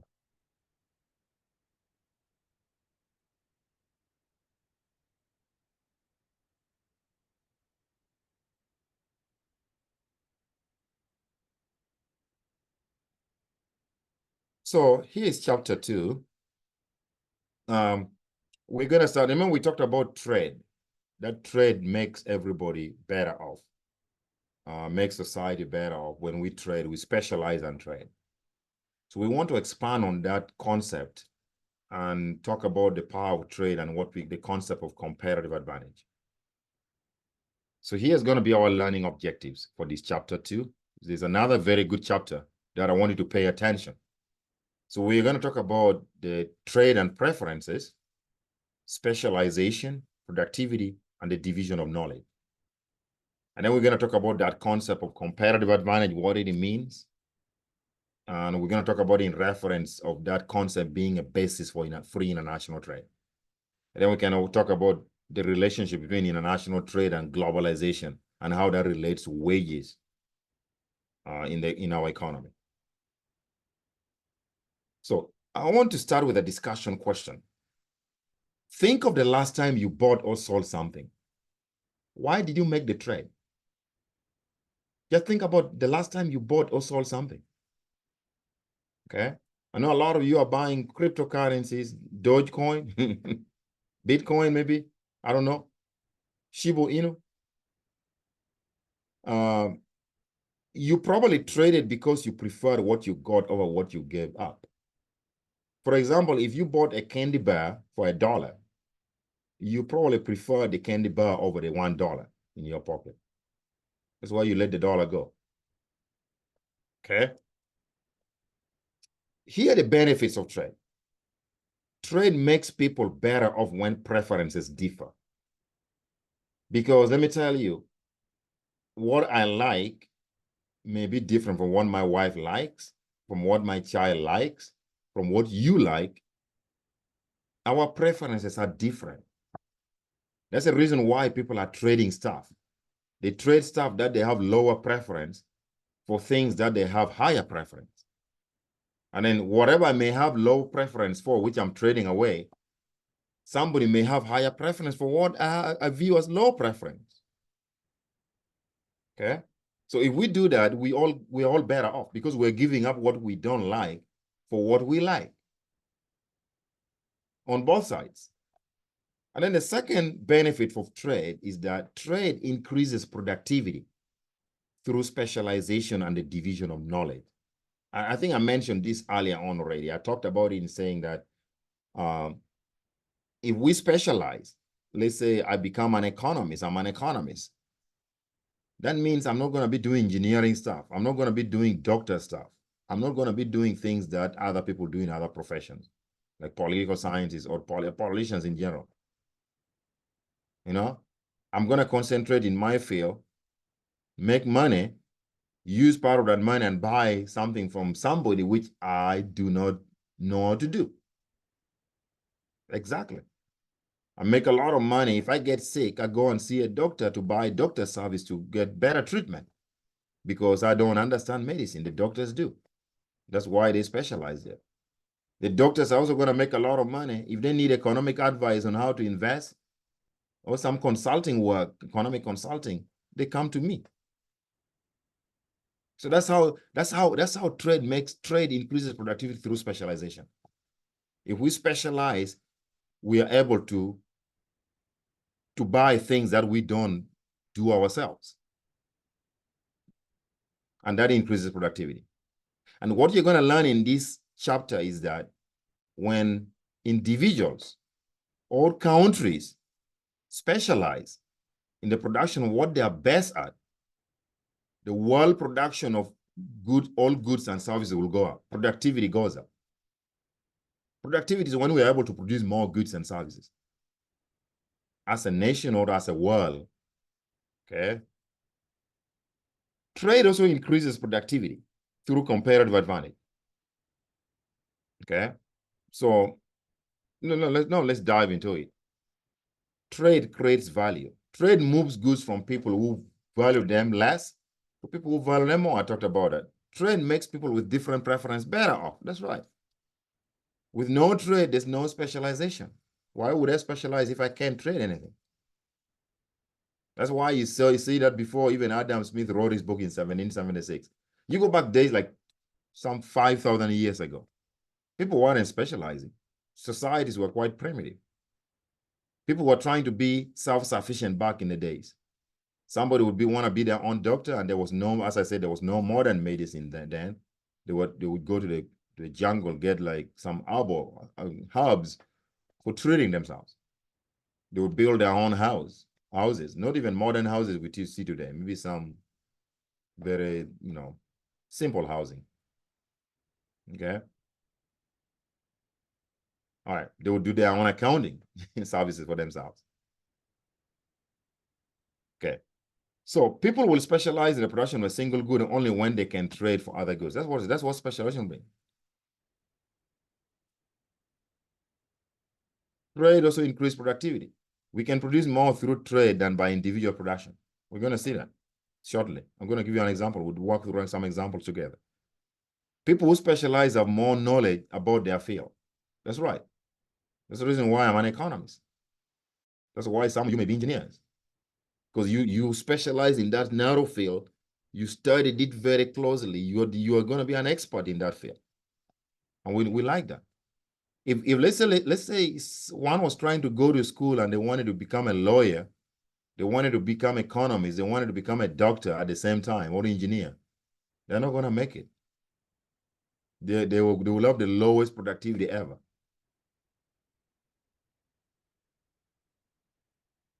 Because they sell large quantities, people who specialize can take advantage of large-scale equipment too. And that is what we call division of knowledge.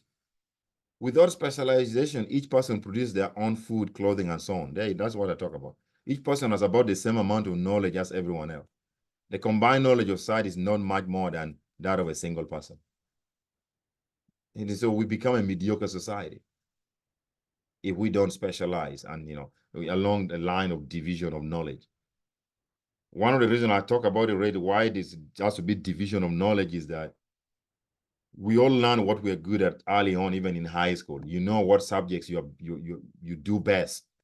And that's the reason why some of you came to the university to maybe major in engineering, maybe major in political science, maybe in psychology, business, economics, and so on and so forth. Biology, whatever you have there. Okay.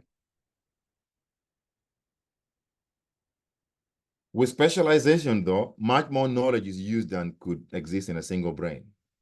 Knowledge increases productivity, so specialization increases total output. Every increase in world trade is an opportunity to increase the division of knowledge. That's right. One of the benefits of specialization is less pollution, more equality, increased productivity. Think about it. Why we say a benefit for specialization is less pollution. If people specialize, let's say we were not specializing, that means everybody would try to build a factory to produce something. How much pollution would we have in the economy? Because if you're trying to be self-sufficient, that's what we do. You need to own some factory on your own. But now we don't need to do that. Not everybody should own a factory.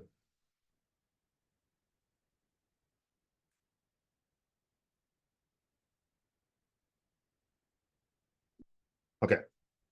And more equality, increased productivity. Okay, so one of the main specialization, okay, so I talk about it. I'm talking about it. I talk about less pollution, more equality, but I'm also actually trying to emphasize the point of more productivity. Increased productivity. But this could also lead to less pollution. When you talk about it in terms of like people specializing in whatever, like, in what they do best, we're not going to make everybody build industries because they're specialized. But the clearest answer here is going to be increased productivity, which we emphasized earlier. Okay, now let's talk about some two key concepts here on this topic. The concept of absolute and comparative advantage. So the first economist who developed the concept of absolute advantage was actually that Adam Smith. That book I told you was written in 1776. Inside that book, he wrote about the concept of absolute advantage. So another reason to trade is to take advantage of differences. Differences of what? Remember, countries have got different climates, different levels of human capital, different natural resource goods. As I said, some countries have got more lithium. Now, we know lithium is one of the precious minerals out there that we're using for what a key natural resource good for making batteries, lithium batteries. Okay. Some countries have got more deposit of lithium than others. Some countries have got more gold, more copper, okay, diamonds. Some countries have got vast agricultural land, which is fertile and ready for production of certain types of crops. Like I talk about Brazil, they do a lot of soybeans there because of the vast and suitable land for corn and soybean in Brazil. Okay. Some countries have got more human capital, like the United States, more skilled engineers, skilled workers. Some countries have got abundance of labor, like China, India. So you might find that there are certain goods that require that are more labor intensive. It requires significant amount of labor to make them. One of them examples is going to be textile. You go to the textile industry, people are like trying to weaving stuff. You need so much labor to do that. So maybe that industry is going to thrive well where you have abundance of labor, like places like China, India, Bangladesh. They do well in those things, textiles. Okay. So that's the reason why, there's a reason for what we're saying this. So what we're saying is that if Bangladesh, China, Indonesia, places like that, India, who have abundance of labor, they can produce, they should specialize in the production of labor-intensive goods. Labor-intensive goods are goods that require the use of labor more than any other thing, more than capital. And then countries which have got abundance of capital, like the United States, should concentrate in the production of capital goods that are more capital intensive, like, for example, jet engines, more capital intensive than labor. You don't need a lot of labor, too many people for jet engines, but you need a lot of technology, a lot of high-skilled, trained, professionals and capital to produce jet engines. So that means countries with abundance of like high-skilled and maybe capital abundance should specialize in the production of capital-intensive goods. And then countries with abundance of labor should concentrate in the production of labor-intensive goods that require a lot of labor in their production. And then we can trade. Countries with abundance of agricultural land should concentrate in the production of agricultural goods. Okay? So we talked about that. And then different countries are there for suited to produce different goods. That's what is it. That's the basis for international commerce, for comparative advantage. That's the reason why it might be cheaper to produce certain goods in certain countries, because those countries may have abundance of and some key natural resource goods which can easily make you produce such goods. So you cannot just force yourself to start producing a good if you don't have enough resource goods that can help you produce that good cheaply. Why do you think Saudi Arabia sells oil to the rest of the world? Because the production of oil in Saudi Arabia is cheaper. They just dig stuff underneath under the whatever rubble in the desert, and there's oil there. Okay, so getting oil from Saudi Arabia is a lot cheaper than getting it like doing offshore drilling, like we do in America, where you have to dig like deep underneath the ocean to get the oil. Okay. So there's a reason why you see now you get to see like why is this country exporting a lot of goods to other countries? It's because maybe they have abundance of some key natural resource goods that help them, key raw material goods that help them produce that good cheaply than anybody else. And if we allow that to happen, then society, the world is better off. Okay, the world is going to be better off, because if we try to be self-sufficient, then let's say we're trying to be just as the United States, we're trying to produce everything by ourselves, then that means it's going to cost us a lot of money to produce certain goods that we're not good at producing. It's obvious. There's some goods that America sucks in their production. So it makes better economic sense to let other countries with maybe abundance of resources in that particular in the production of that good to produce it for us, and we trade with them.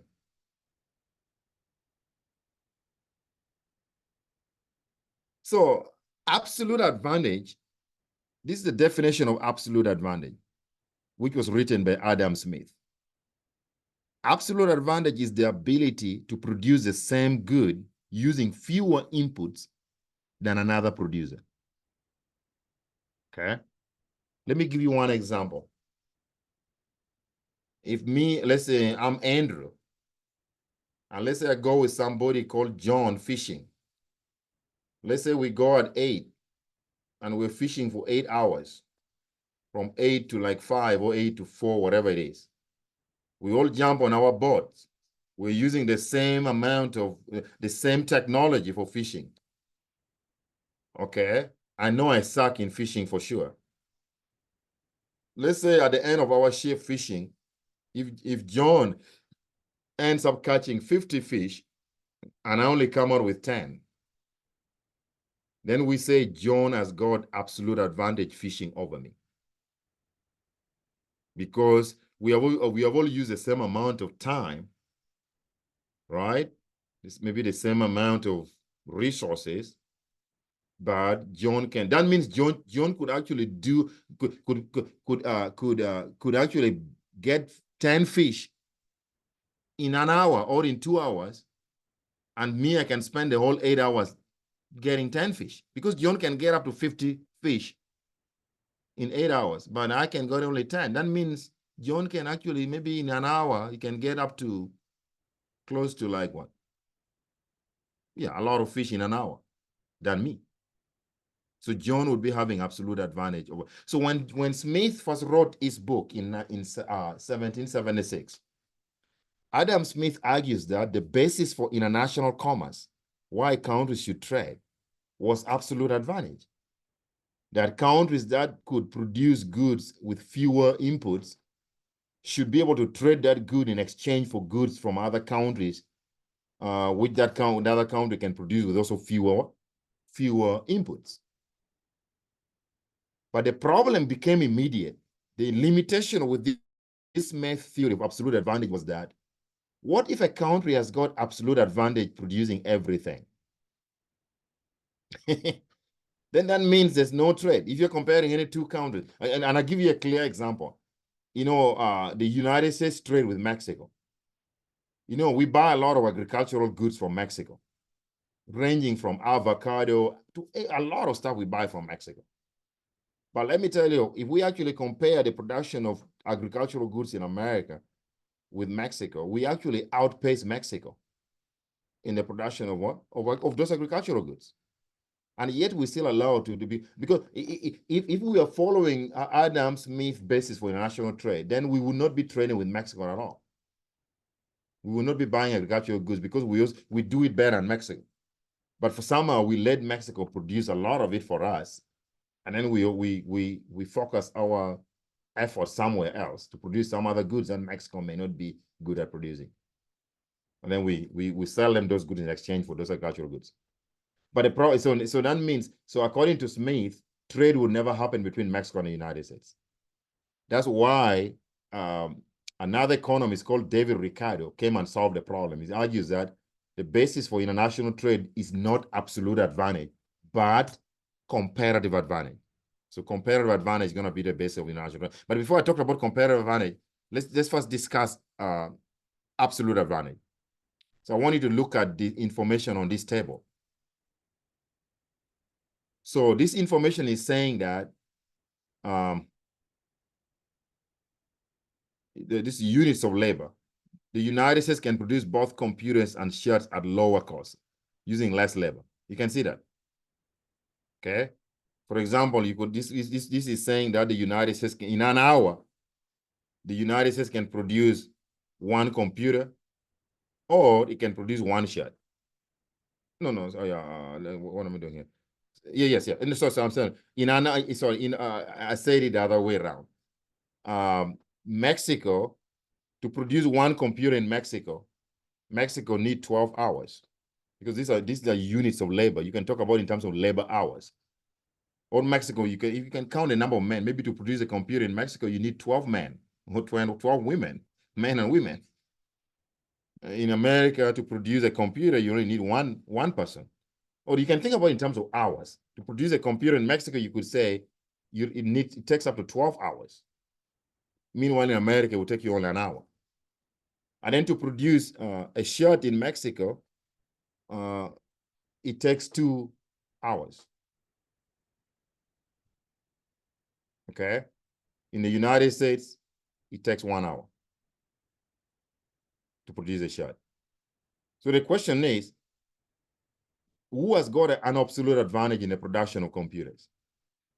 Because again, my absolute advantage is when you can produce a good using fewer inputs. Inputs is your time, your labor time. So you can see clearly when you look at this table, the United States has got an absolute advantage producing a computer over Mexico because we use fewer input, we use less time. 1 hour, we can produce a computer. Mexico can use 12 hours. And then the US also has got an absolute advantage in the production of shirts than Mexico. In an hour, the United States can produce a shirt. Mexico needs 2 hours of work to produce a shirt.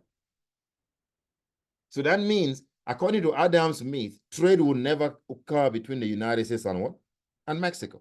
Because according to Adam Smith, trade should have been based on absolute advantage. That you trade goods with your absolute advantage in that good over your rivals. But in this case, America has got absolute advantage in everything. So there's no basis for trade with Mexico. But then when David Ricardo look at the Adam Smith proposition here, say that is not correct. In economics, we're always advancing knowledge. So the basis of trade should not be absolute advantage. It should be what we call comparative advantage. So let's talk about comparative advantage here in a second. So comparative advantage is basically producing goods at the lowest opportunity cost compared to another producer. That's what it is. So let's go back to that table. Let's modify the table a little bit. So let's say in an hour, Mexico can produce, in 12 hours, Mexico can produce what? A computer. Okay. And then in 2 hours, Mexico can produce a shot. Meanwhile, in the United States, it takes only an hour to produce both good, a unit of each good. So so assuming each country has got 24 units of labor or 24 labor hours of work. So think about it. If the United States can produce, or if Mexico can, in 12 hours, they can produce a computer. What if Mexico has got 24 hours, labor hours? Or you could say if it takes 12 individuals in Mexico to produce a computer, what if Mexico has got 24 workers? That means they're going to produce 2 computers because every 12 individuals can produce it. Okay, but it is always best to think about it in terms of labor hours, because labor can be thought of as in terms of labor hours or number of workers working. I like to think about it in terms of labor hours. So if Mexico, let's say both the United States and Mexico have been given 24 hours, which they can allocate in the production of either computers or shirts. So that means we know that in 12 hours, the first table says that in 12 hours, Mexico can produce a computer. But that means if they have 24 hours, if they allocate all those 24 hours producing computers, Mexico can produce up to 2 computers. Meanwhile, for the United States, it takes an hour to produce a computer. Right? That's what we say. So if you give the United States 24 hours, that translates into 24 computers because every hour they can produce a computer. So this is now the actual number of goods that they can produce using their resources. And then let's go to shirts. The first table says that in an hour, Mexico can produce what? So in 2 hours, Mexico produces a shirt. If you give Mexico 24 hours of work, when we know that in 2 hours they produce a shirt, that means in 24 hours, they're going to produce up to 12 shirts. You give the United States 24 hours and they allocate all those 24 hours, they can produce up to 25 shirts. Okay? So we can actually plot what we call the production possibilities for these two countries. So the way you look at it, we'll talk about it later on, but that production possibility front, it is what we call a curve that shows the maximum amount of any 2 goods that can be produced when all our resources are fully engaged.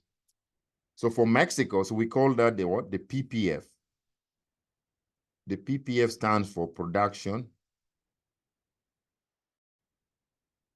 possibilities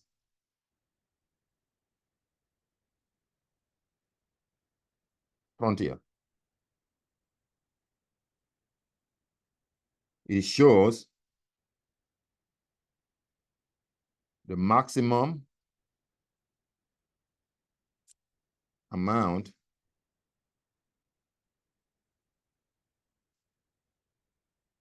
of any good which can be produced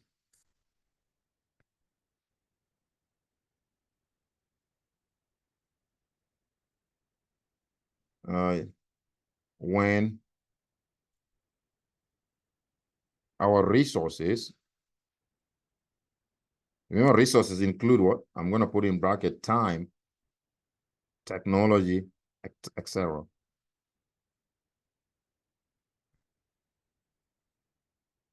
I've been fully what? I've been fully engaged.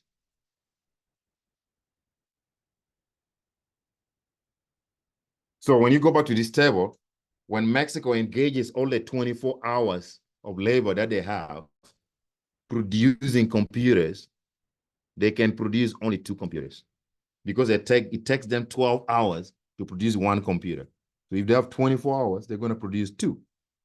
Meanwhile, the United States takes the United States 1 hour to produce a computer. So if the United States has been endowed with 24 hours of work, of labor, they can produce 24 computers. Same with other shots. Or if Mexico wants to allocate those 24 hours producing shots instead, we know that in an hour, in 2 hours, Mexico can produce a shot.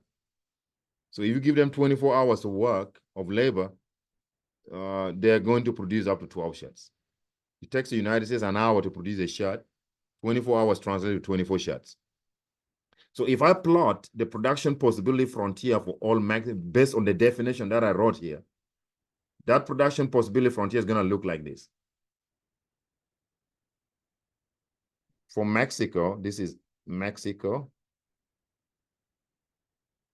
PPF, Mexico production possibility frontier, and then this is going to be the US PPF.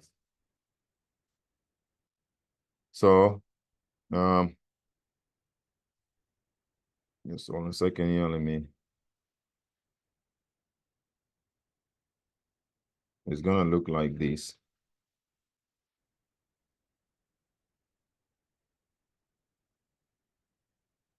So if I put, I just want to make sure that I use the same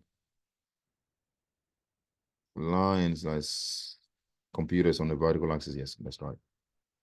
Be consistent. So if you put computers on this axis, computers, and then you put shirts here, we just want to pick, it's a line. It's going to be, we're assuming a straight line, like a linear function. We're saying that if you give Mexico 24 hours, we know in an hour, in 12 hours, they can produce a computer. Mexico can produce up to 2. The maximum they can produce is 2 computers. That's what you saw on the table. If they want to use those hours to produce shots instead, we know that in 2 hours, Mexico can produce a shot. So if you give them 24 hours, they can produce up to 12 shots. So the production possibility, when I join these 2 points, this is going to be what we call the PPF for Mexico. Then for the United States, we can also draw the US production possibility frontier. We place computers on the vertical axis just like we did for Mexico. And we put shots here. So that means we know that in an hour, the United States can produce a shot. That's the information we saw in this table. And in an hour, the United States can produce a computer.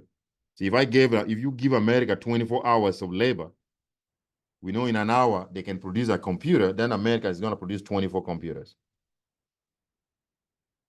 In an hour, America can also produce what?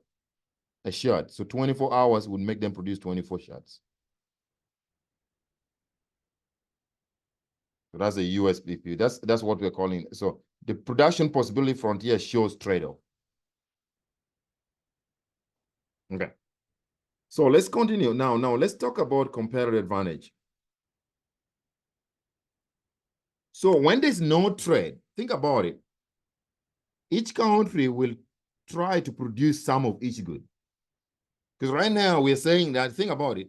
We're saying that Mexico, if all the resources in Mexico can be the 24 hours of labor that they have, if those 24 hours are located to the production of computers, they will produce up to 2 computers. That means they're not producing shirt because they've located all. That's because at 2, this shirt is 0. And then if they decide to produce all shirts, they're going to be at this point, this extreme point. That means to produce 12 shirts. That means no computer will not be able to produce because all the resources, time has been dedicated to the production of shirts. But Mexico doesn't want to do, if Mexico doesn't want to trade with anybody, without trade, with no trade with the United States, and then we're assuming these are the only 2 countries in the world. That's the assumption we're making here. It's a 2-country model. If the Mexico doesn't want to trade with the United States, that means Mexico is going to try to force itself to produce both of these goods. They're going to divide their 24 hours. Some hours they're going to use it for producing computers. Some hours they're going to use it for producing shirts. And then the same thing with America. If America is self-sufficient, doesn't want to trade, no trade, America is not going to be able to produce on this extreme point because it wants both computers and shirts. It will try to divide that 24 hours to producing some computers and some shirts. Okay, so let's see what happens next. So let's first define the opportunity cost of a good is the amount of the other good that is given up. That's what we defined earlier. Opportunity cost is what must be given up or what must be foregone, or the best alternative foregone when you make a choice to produce something. So let's talk about it here. So in Mexico, 1 computer will cost 6 shirts. Do you understand how we get that? Do you guys, anybody understand how we get that? Okay, well, I'm going to try. I want you to pay attention here because this starts to get a little, it's actually not very difficult. It's actually very easy. Because remember, we said here, let me open a new slider to explain this concept very well.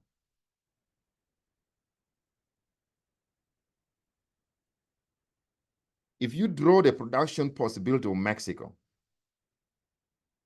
like we said before, you guys know how to calculate the slope of a line. That's very rise over run. That's easy. So we say we put computers here, and we put shirts here. You can, abbreviation for shirt just call S, computers just call C. So we know that Mexico can produce 2 computers or 12 shirts. So what is the slope of this line? You know, the slope of the line, you only have to take 2 points on the line. I can take those 2 extreme points. So the coordinate at this point, what's the coordinate? X coordinate here is going to be 0. The Y coordinate is what? Is 2. So you can call this X1, Y1. And it doesn't matter which one you call X1, Y1. You could also call, and then this, the X-axis is 12. The X-axis is the shared axis, remember. The Y-axis is the computer axis. So that's going to be 12. And then the Y-axis here is what? Is 0. Yes. So this is X2, Y2.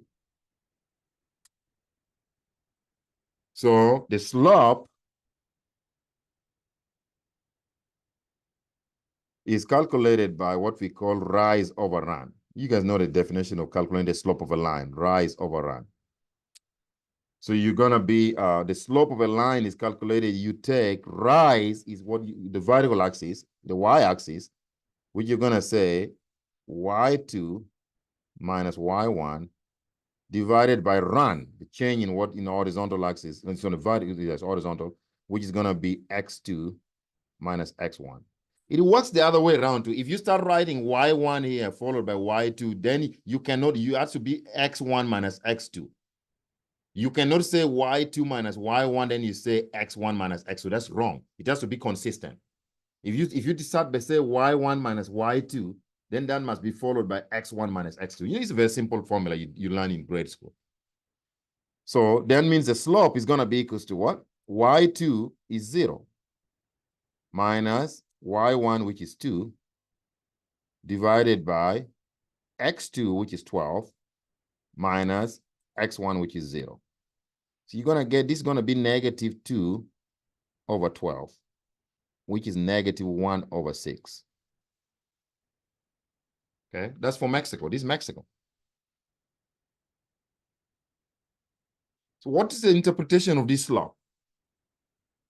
Okay. Let me interpret that here. That's okay. The slope of the PPF that we have just calculated is the opportunity cost,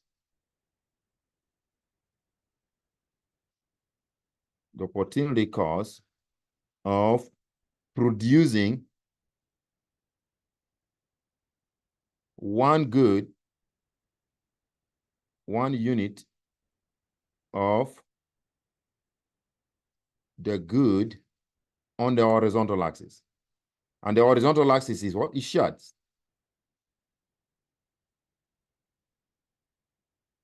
So what does that mean? That means that our answer was what? Negative 1 over 6, right? That's what we got. So then this implies that to produce one shard, the shard is on the horizontal axis in Mexico, it cost 1/6 of a computer.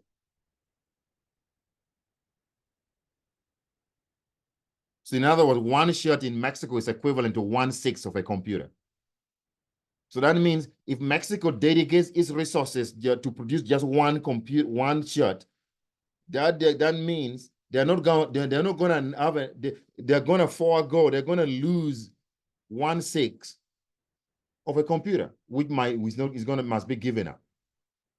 So the 1/6 of the computer that is not being produced because they chose to produce one unit of the shard is the opportunity cost of producing shards in Mexico. And now the converse is true. You don't need to get the opportunity cost. What about the good on the vertical axis, which is computer for Mexico? Because once you already calculated the slope, because the slope is opportunity cost of producing one unit of the good on the horizontal axis, then that means to produce the opportunity cost of producing one unit of the good on the vertical axis, which is computer in Mexico. Sorry, yes, computer, is just going to be the inverse of that slope. Okay, you guys know what the inverse, so you got 1 over 6 negative. The inverse of 1/6 is negative 6. So that means to produce, okay, I just write in full fast. That means the opportunity cost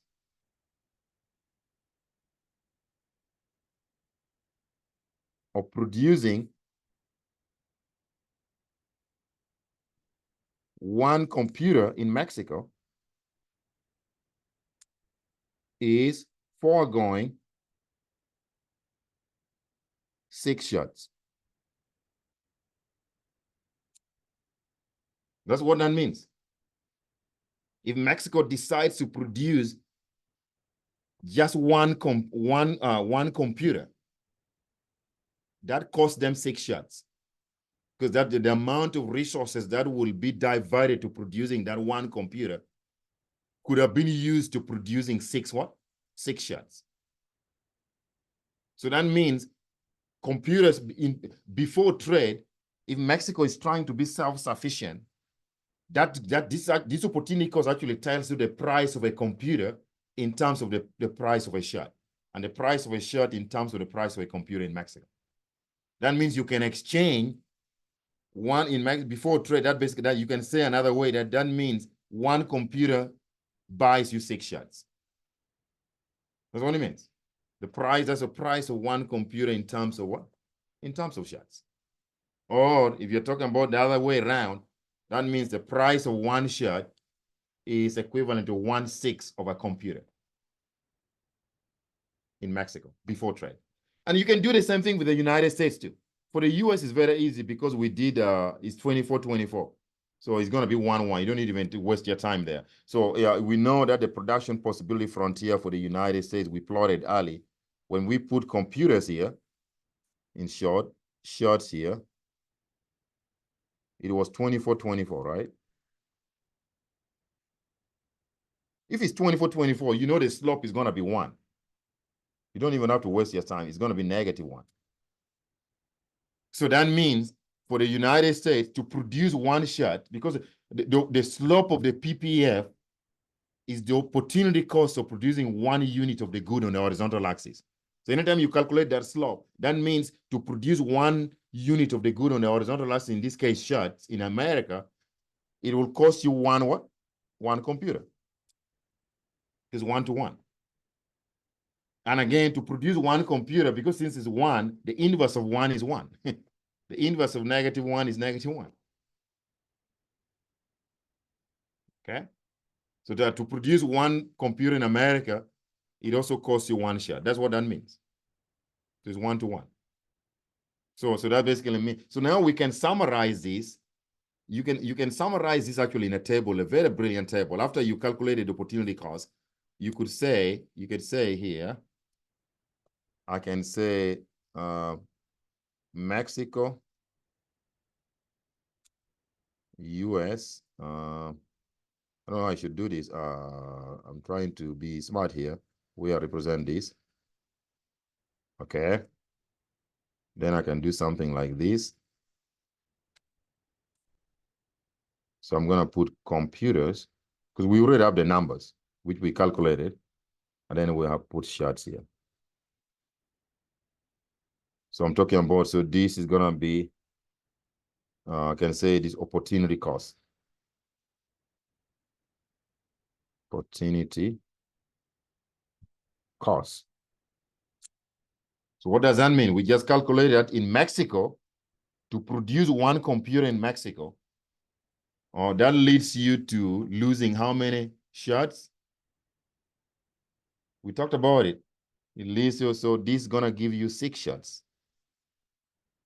You lose. So that means opportunity cost of producing 1 computer in Mexico is 6 shots. The opportunity cost of producing 1 shot in Mexico is 1/6 of a computer. It's 1/6 of a computer. Meanwhile, in the United States, the opportunity cost of producing 1 computer is 1 shot. Opportunity cost of producing 1 shot is 1 computer. So this is 1 shot in America, 1 computer. 1/6 of a computer in Mexico. So now when I ask you, which country has got a lower opportunity cost producing computers? You can see that Mexico, the United States has got a lower, when the US produce 1 computer, this is the opportunity cost of producing 1 computer and 1 shot, it loses only 1 shot. Meaning that it's lower, that means to produce a computer in the United States, it comes with a lower opportunity cost. But in Mexico, to produce 1 computer, they lose 6 shots. So the United States has got a lower opportunity cost producing computers than Mexico. Let's compare this column. Who has got a lower opportunity cost producing shots? To produce 1 shot in Mexico, it costs Mexico only 1/6 of a computer. But to produce 1 shot in the United States, the US loses one whole computer. So in this case, Mexico has got a lower opportunity cost producing shots over the United States. So even though we said earlier in absolute terms, America had got absolute advantage in the production of both goods. That if you give America and Mexico the same amount of time, resource, America could produce more computers and produce more shots. But when it comes to comparative advantage, we look at lower opportunity costs. Comparative advantage is based on lower opportunity costs. Who can produce 1 good at a lower opportunity cost? And it's clear to see that even though the United States had absolute advantage in the production of everything, shots and computers, the United States has actually got a comparative disadvantage producing what? Shots. Because if a US produce 1 shot, it costs them what? the whole computer. When Mexico produces one share, it only costs them 1/6 of a computer. And according to David Ricardo, when he extended this Adam Smith framework, that he argues that is comparative advantage, which is a basis for trade, not absolute advantage. So based on this theory, because Mexico has got a lower opportunity cost producing shirts, Mexico should specialize in the production of shirts. And because America has got a lower opportunity cost producing computers, America must concentrate the production of what? Concentrate in the production of computers. And then they will trade with Mexico. So that is exactly what we summarize here. See? So in Mexico, one computer will cost 6 shares. That's opportunity cost. So when you're calculating that opportunity cost, you look at it in terms of what? The slope of the PPF. You need to know how to calculate the slope of the PPF. You put these numbers in a what? Draw these numbers in a graph. Draw for Mexico, you draw computer, say on the vertical. It doesn't matter which one you put on the vertical and horizontal axis. You put, then America, you put like same thing. Then these are extreme points on your graph. So there's 2 points, the extreme point where you touch the what? The computer line, which is your y axis. The 24 is going to be, the 12 shirts is going to be on the shirt axis, which is the x axis. For the United States, that's going to be 24, 24. You know that. We did that already. And then calculate the slope of each country's PPF. The slope of the PPF is the opportunity cost, again, of producing 1 unit of the good on the horizontal axis. Now, if you want to find out the opportunity cost of producing 1 unit of the good on the vertical axis, you don't need to calculate the slope again. You just take the inverse of the slope that you already calculated.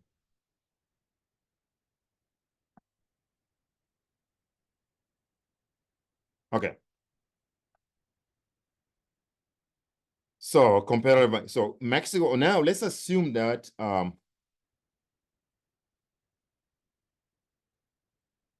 so I talk about this. This is a Mexico comparative advantage. So let's go down. The United States can produce 24 computer or 24 shares. So one computer will cost 1 share, and we talked about that. So Mexico has got a comparative advantage. That means lowest opportunity cost in shares. I already talked about it. Yeah, so that's our table actually, which we talked about it. I had drew it earlier. That's a summary. To produce one computer in Mexico, one computer costs Mexico 6 shares. To produce one computer in the United States, it costs the US 1 shot, one whole shot. To produce 1 shot in Mexico, it costs Mexico 1/6 of a computer. But to produce 1 shot in America, it costs the what? The whole computer. So Mexico clearly has a low opportunity cost producing computers, and the United States got a low opportunity. Sorry, Mexico has got a low opportunity cost producing shots, and the United States has got a low opportunity cost producing what? Computers. So that means, according to the doctrine of comparative advantage and trade, Mexico must specialize in the production of shirts, and they're going to export part of some of their shirts to the United States in exchange of the US what? Computers. Because the US is going to specialize more in the production of computers. Then these countries can trade. So if country A is able to produce furniture at a lower cost than country B, okay, we'll say that country A has, okay, so now you got to be very careful here. This and because here actually meant, you got to change your notes a little bit. Low opportunity cost. It should be not just cost. Opportunity. Lower, I think there was type of the opportunity cost. Than country B. We will say that country A has, you see the answer is going to be different. The answer has to be B. Country A has got, so if country A could produce furniture at a lower opportunity cost than country B, we should say that country A has comparative advantage. Your answer was saying that, suggesting absolute advantage, because I did not put it right. I put absolute cost, not absolute cost. So this should be comparative advantage. Comparative advantage. Make sure you change that. Okay. So that means you gotta raise this, means producing a good with lower opportunity cost. Producing goods with lower inputs means your total cost would be lower. That is absolute advantage. But here we're talking about comparative advantage, which so we need to talk about in terms of lower opportunity costs. There you go. Make sure you change that in the slide, the way it is in the lecture, because it was a little bit confusing there.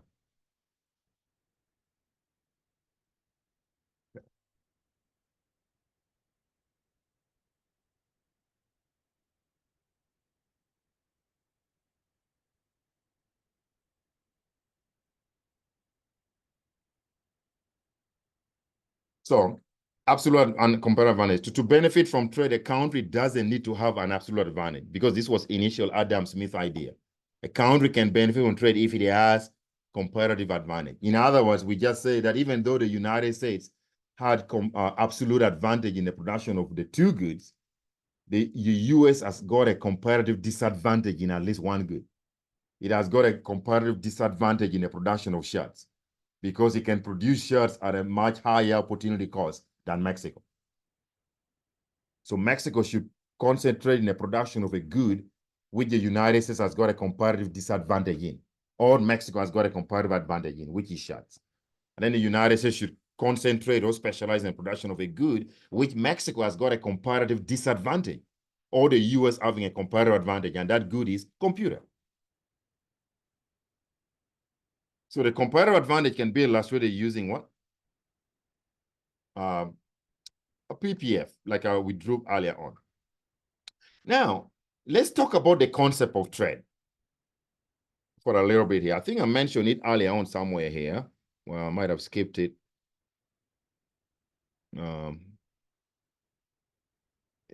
Let's go back up a little bit here. Oh, it did not.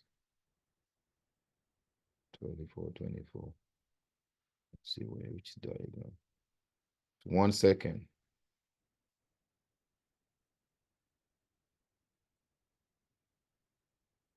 Okay, so let's assume that suppose there's no trade. Mexico and the United States doesn't want to trade. They want to be self-sufficient. That's in international economics, we call that the position of autarky. Autarky is a country that does, the word is autarky. When we say that you're in autarky, it means that you don't want to trade, the country is self-sufficient. Think about if the US closes all its border and does not trade with anybody, we're saying that the US economy is in autarky. Okay, if you're in autarky, you're trying to be self-sufficient. That means you're trying to split your resources. In this case, we have time, 24 hours available to both countries. You need to produce at least, two goods, because you're not trading with Mexico. You can't get the other good from the other country, which you're not good. You're trying to force yourself produce all the two goods. So let's assume that this country, let's say the United States decide that, oh, we're going to split the two. Remember, the US used to produce either 24 computers or 24 shirts. But now we're saying that if it divides its time equally in the production of shirts and what? Shirts and computers, the United States can produce 12 computers and 12 shirts at the same time, because they're trying to produce everything using the 24 hours. They don't trade with Mexico. And Mexico, remember, it used to produce two computers and 12 shirts. So now if Mexico divides its time equally, 12 hours to producing computers, they're going to produce a computer, and 12 hours to producing shirts, they're going to produce what? Up to 6 shirts. Because every 2 hours, they can produce up to what? They can produce a shirt. So if they have 12 hours, out of the 24 hours, they divided their time. That's what Mexico. And remember, if you don't trade, the answer is simple. You eat what you produce. That's right. So your production point is the same thing as your consumption point. It's like saying, you think about yourself. If you don't trade with anybody, and let's say you do fishing, you do farming, you gather coconuts. You climb on the trees gathering coconuts, you might gather 10 coconuts. And you split up your time, and as you go fishing, you might get 10 fish or 5 fish. Then that means what you have collected is what you must eat. Otherwise, saying, if you're not eating all of it, doesn't mean some are going to be perishable, because there might be, maybe some goods might be too much. You can, but that's the point, because you're not trading with anybody. What you produce, what you eat. So your consumption point is going to be the same thing as your production point. What do I mean by that? If America is trying to be self-sufficient without trade, America produces both computers and shirts. If they produce 12 computers and they produce 12 shirts, that is their production point. And that also represents their consumption point. These two good 12 computers and 12 shirts are going to remain within the United States. They're going to be purchased within the United States. That means consumption point equals to your production point. Same with Mexico. If Mexico doesn't trade, they're going to be producing a computer, one computer here and 6 shirts. So that's what that also represents. That's a production point. That production point is also represent what? The consumption point. So when you think about if we assume that there are only 2 countries, this is a 2-country model. Country A, country B, Mexico and the United States. So that means the total world production between the 2 countries, if we average, if Mexico and the United States are trying to be self-sufficient where they divide their time producing these goods, the total number of computers produced in Mexico and the United States combined is going to be 13. Remember, we said that trade increases productivity. It makes the world produce more goods and services. Without trade, we're going to produce less. We're only going to produce 13. Both countries are going to produce 13 computers in total. And both countries are going to produce 6 plus 12, 18 what? 18 shots. Now, let's assume, and we can represent that point on a PPF. Now we say, remember, the United States could produce up to 24 computers or 24 shots. But now we're saying that suppose the US splits this time between, now we are producing 12 and we are producing 12 here, as I showed you on the table. So that is the point on the PPF. That is you see, no trade, production point equals to consumption point. So you're on the PPF. Same thing with Mexico.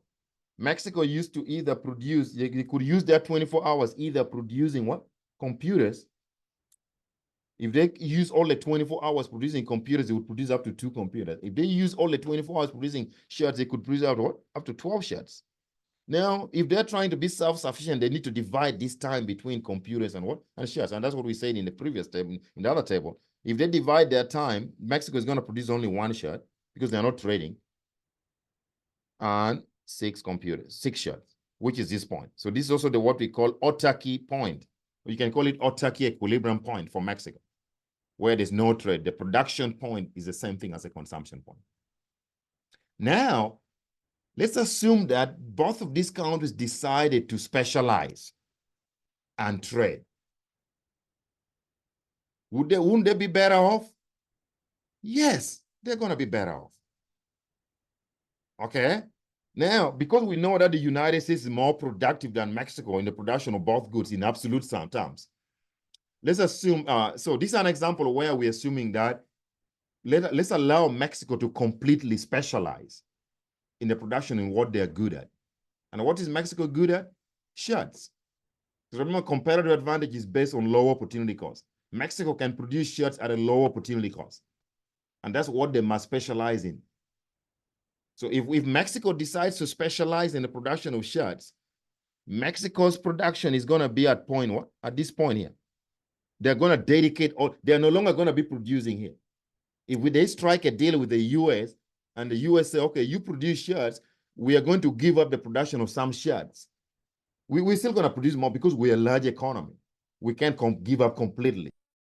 Because Mexico might be too small of a country to supply all the US, textile demand. So the United States may not want to give up completely the production of shirts. Okay, but they're going to reduce at least the production of shirts. No, you know what I mean? Okay, so let's see that scenario. So here's what's going to happen. If the United States decide to say, well, here's going to happen. Let me see the table here. So the US is going to say, well, we are going to specialize more in computers. See the US numbers here? We're now going to produce 14 computers instead of what? 12. Because they're moving more towards computer where they're good at producing. But we're not going to give up completely the production of shirts because Mexico is too small of a country to supply us all our textile needs. We still need to produce some textiles here in America. So America did not completely specialize. Although they moved their resources a little bit more towards the production of computers, now it's 14, and they gave up the production of 2 shots. Now it's down to what? It used to be 12. Now it's down to 10. But because Mexico is a smaller country, and they are not really very good in producing computers, Mexico is going to say, well, we're just going to give up completely the production of computers. See, they're not going to. So with trade, this production possibilities with trade, Mexico is going to specialize completely in the production of shots. And we know that in 2 hours, Mexico can produce up to can produce a shot in 2 hours. We talked about that. Okay. So if Mexico has got 24 hours, all their resources now are going to be dedicated, all the 24 hours will be dedicated to producing shots. If in 2 hours they can produce a shot, that means in 24 hours they can produce 12 shots. So that's production with specialization in Mexico. This is a United States production with what? With specialization. They're still going to produce, but the US is not completely specializing. But they gave up some little bit of what? They gave up production of shots a little bit. Okay, so now you can see with specialization, the total number of computers is going to be 0 plus 14 because Mexico is now producing 0. All the computers are coming from the United States. So the total production of computers between the 2 countries will rise to 14. And the total number of shots in between the 2 countries is going to be 12 plus 10, which is 22. Now, you compare that with the situation before trade, which we talked about earlier. So before trade, when you're in autarky, I still wrote it here, the total production between the 2 countries was only 13 of computers. And it was only 18 of what? It was 18 what? Shots. So even though the world has not gained the world has gained the production of both goods. See that? So there's a productivity gain between Mexico and the United States. Now we used to produce up to 18 total between the 2 countries, 18 shots. Now it's 22. Meaning there's a production gain of 4 shots when this country specialize and trade. Before they struck a deal to trade, they used to produce up to 13 computers combined, but now it's 14. So there's a productivity gain of 1 computer from 13 to 14. That's what we say trade enhances productivity.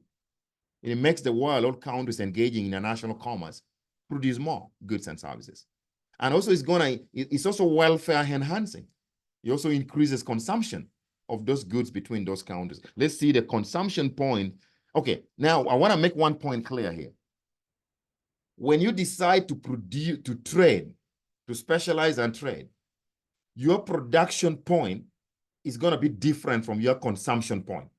Remember, with no trade, when you're in autarky, we say that because you're self-sufficient, what you produce, what you must eat. But with trade, your production point is not identical to your consumption point. Why? If the United States now decides to produce 14 computers, what is going to happen? You think America is going to consume all 14 computers? Because they have struck a deal. Mexico is now producing 0. They need to sell some of those computers to Mexico in exchange of some of Mexican shots. In other words, the United States is going to export some of its 14 computers that it produces to Mexico. You're going to leave some for domestic production, domestic consumption, in exchange for Mexican what? Shots. And Mexico is going to produce 12 shots. They're going to export some of their shots to the United States in exchange for US computers. So that means the consumption point, because some of the goods that we are consuming in America they're not going to be produced in America. They're coming from Mexico. And some of the goods that the Mexicans are consuming are not produced in Mexico. They're coming from the United States. That's the reason why the production point will be different from the consumption points for the 2 countries. Okay, and we can identify those points on this graph. Okay, so let's look at this graph carefully. Remember, we're saying that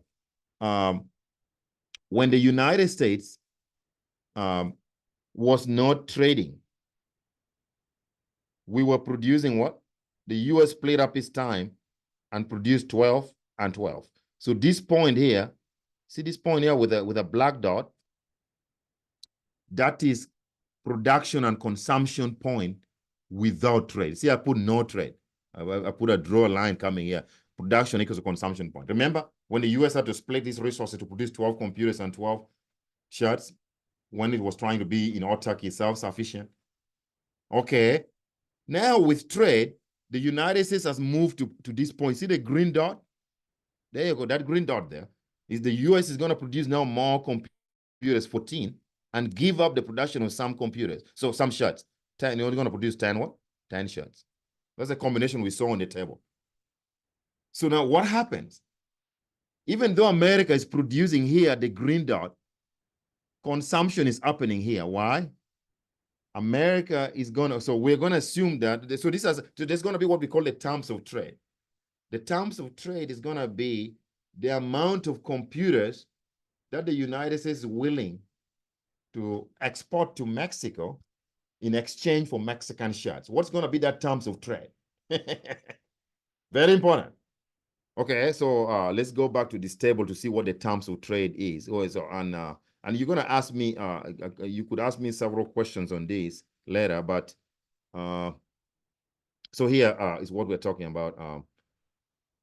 So after trade, Mexico may decide to give up 3 shots to the United States. Remember, let's do the numbers. When Mexico specializes, Mexico is producing 12 shots. When they produce 12 shots, they're gonna export three of the 12 shots to the United States. When they export 3 shots, that means Mexico is going to remain with 9 shots for domestic consumption. So in Mexico, then they're not going to consume up to 9 shots. So if they're giving 3 shots to the United States for 1 computer. So remember, America is now producing up to 14 computers. We talked about that. So America is going to sell Mexico 1 computer for what? They're going to export 1 computer to Mexico in exchange for what? For 3 shots. So what happens? Look at it here. Computers, consumption after trade. Okay, this is going to be the what they call the consumption gains. So Mexico has gained 1 computer because it's trading 3 shots for 1 computer. So they gain 1. Okay. And then what happens? The United States is giving away 1 computer. So they produce 14, subtract 1. The US now consuming what? 13 computers. What was the United States consuming before trade? When they were trying to be self-sufficient, they were producing and consuming 12 computers. Now they're consuming 13 computers. So the US has gained, there's a consumption gain of 1 computer. Let's look at Mexico. The Mexico case here is going to be interesting too. For the case of Mexico, remember I already told you, before trade, Mexico was producing what? With trade, Mexico is now producing 12 computers. But after producing 12 computers, they're selling what? They're exporting 3 to the United States. So Mexico remained with 9 shots. So if you compare that with Mexican situation before international trade happened, what was the case? Mexico was what? This was their consumption and production point. 6 shots. Now Mexico is consuming 9 shots. So international trade has made Mexico better off compared to when they were trying to be self-sufficient. They have gained 3 additional shots. So you put there plus 3 shots. Okay. What about computers? Mexico was only producing 1 computer. Now they get 1 computer. So they have not gained the consumption computer because remember they no longer produce computers. They're exchanging 3 shots for 1 computer they're getting from the United States. Before trade, they were not what? They were only consuming 1 computer. They still consume only 1 computer after trade. But remember, even though Mexico has not gained additional consumption of computer, it has gained a lot additional consumption of shots. Still additional, anything is good. You don't have to necessarily gain on both goods, on both ends. So in terms of, so we can summarize here, I can put here, which I did not put on the slide. You can talk about it, what they call, when these 2 countries trade, we can talk about consumption gain.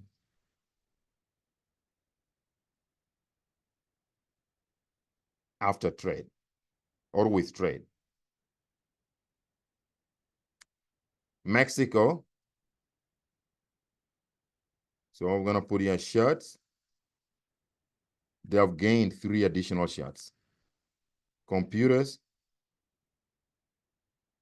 they have gained 0. The US, shirts, the United States has gained how many shirts? We said they're getting 3 shirts from Mexico, but remember the United States never gave up completely the production of shirts.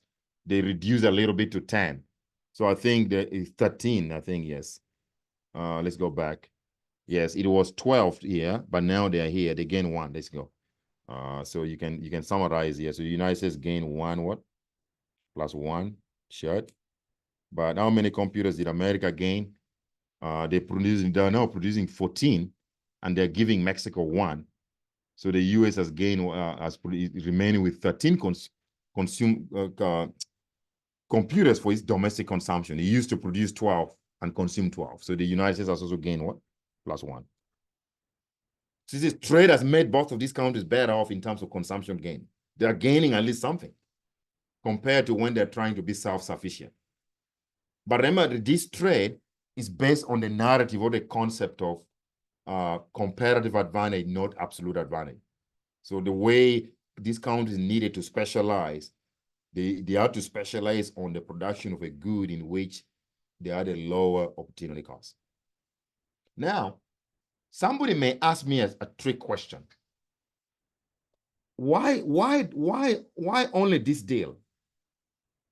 Because now what I talk about, the terms of trade is how much you're willing to exchange your good for another country's good. That's what we call it. We talked about it.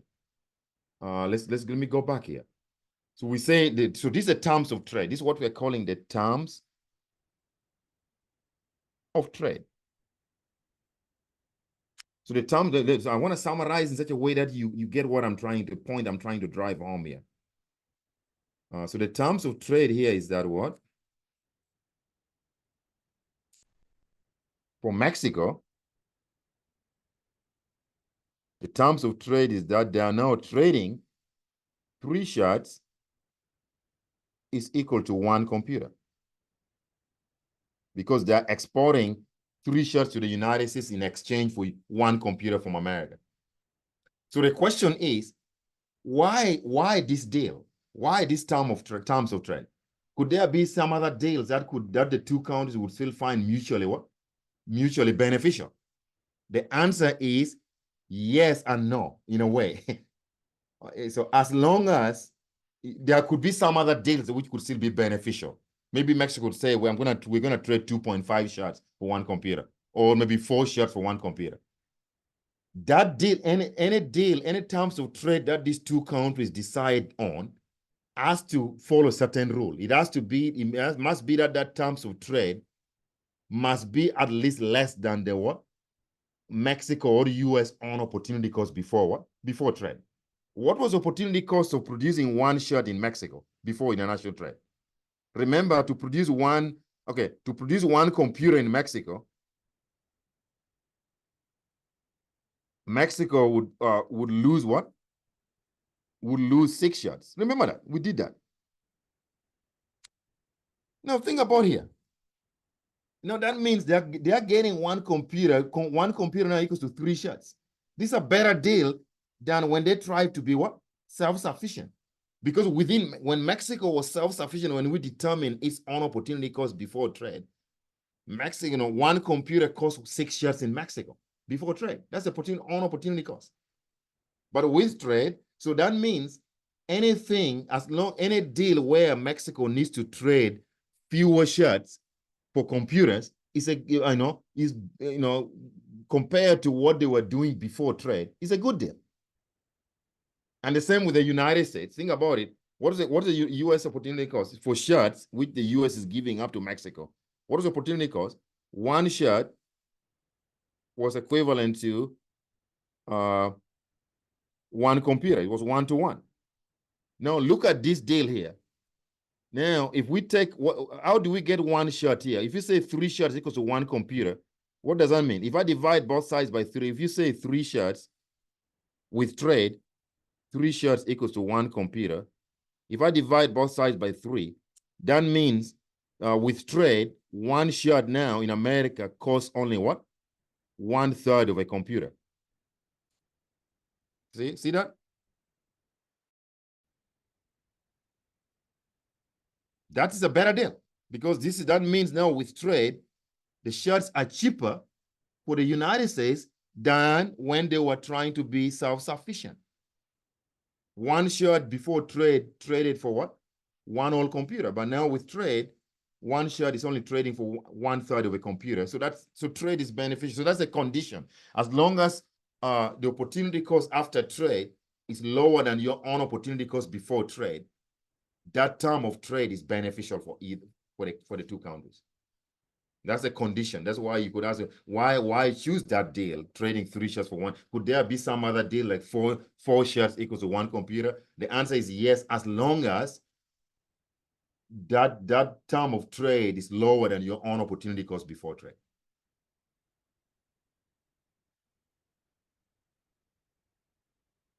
So what makes trade profitable is differences, comparative advantage. A country will always have some comparative advantage. Thus, everyone can benefit from trade. So we talked about that. Now let's link this comparative advantage and wages. So differences in wages reflect differences in productivity. Remember that. Economic concept, economic theory teaches us that if two workers go to work and one of the workers is more productive, let's say me and John go to an assembly line to assemble computers. If John can assemble 8 computers with the entire shift, and I can assemble only 4 computers the entire shift, that means John is twice more productive than me. And that means John's wages should be twice more than mine. That's what that workers must be paid the value wages that reflect their marginal productivity. So wages are tied to it. So think about it. We say that, you can connect the dots. Trade enhances productivity, makes countries more productive. We can produce more with international trade because of specialization. So that means if our wages are supposed to be tied to our productivity, that means as productivity rises with international commerce, wages must rise as well. Because worker productivity, so wages will be higher in high productive countries than in low productive countries. Trade raises wages to the highest levels allowed by countries' productivity. That's exactly true. Okay.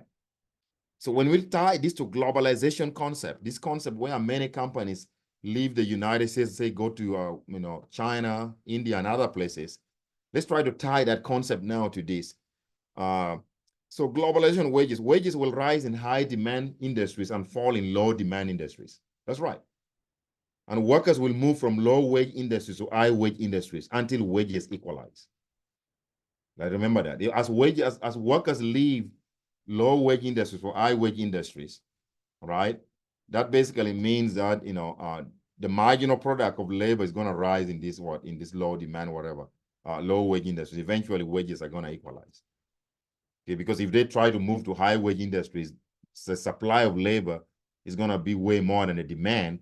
That's going to drive down wages anyway in the high wage industry, so that the wages will eventually equalize. And that is a prediction that most economists try to do right now. Remember, one of the reasons why, with globalization, why American companies are shipping jobs overseas is because wages are low in China. So you can think about it the other way around. To make something in America, it might cost you $20. To make it in China, it might cost you only 50 cents on the dollar. But the idea is that as more and more American workers, so American companies take jobs to China, and as China continues to grow, wages in China is going to rise as well. It's going to reach a point whereby wages are going to equalize in the two countries, and there's going to be no more incentive for the US companies shipping jobs overseas. That's a prediction that economists make. It might come in 50 years, 100 years, who knows? Okay. So here are the key takeaways from this chapter. So trade makes people better off when preferences differ. With specialization and trade, the total sum of knowledge used in the economy increases tremendously. And a country can increase its standard of living by specializing in what it can make at low opportunity cost and trading. Okay. So I'm going to conclude this first section of the lecture, so we have completed chapters 1 and 2. Make sure you watch this video. More recordings are going to be on your way, so you need to keep up. Watch these videos and try to do practice problems. your first set of assignments, if you follow your whatever, your syllabus, at the back of the syllabus, put the dates when I'm going to be assigning homework and quizzes. So the first homework assignment and the first quiz is going to come this Wednesday. So pay attention. I think it's due on Friday. So anyway, I'll talk again when I'm going to be covering chapter 3 and 4 next. Chapter 3 and 4, I'm going to be recording tomorrow, and I'll be posting it either on Wednesday morning or Tuesday evening. Okay. Thank you so much. I'll see you guys soon. Bye-bye.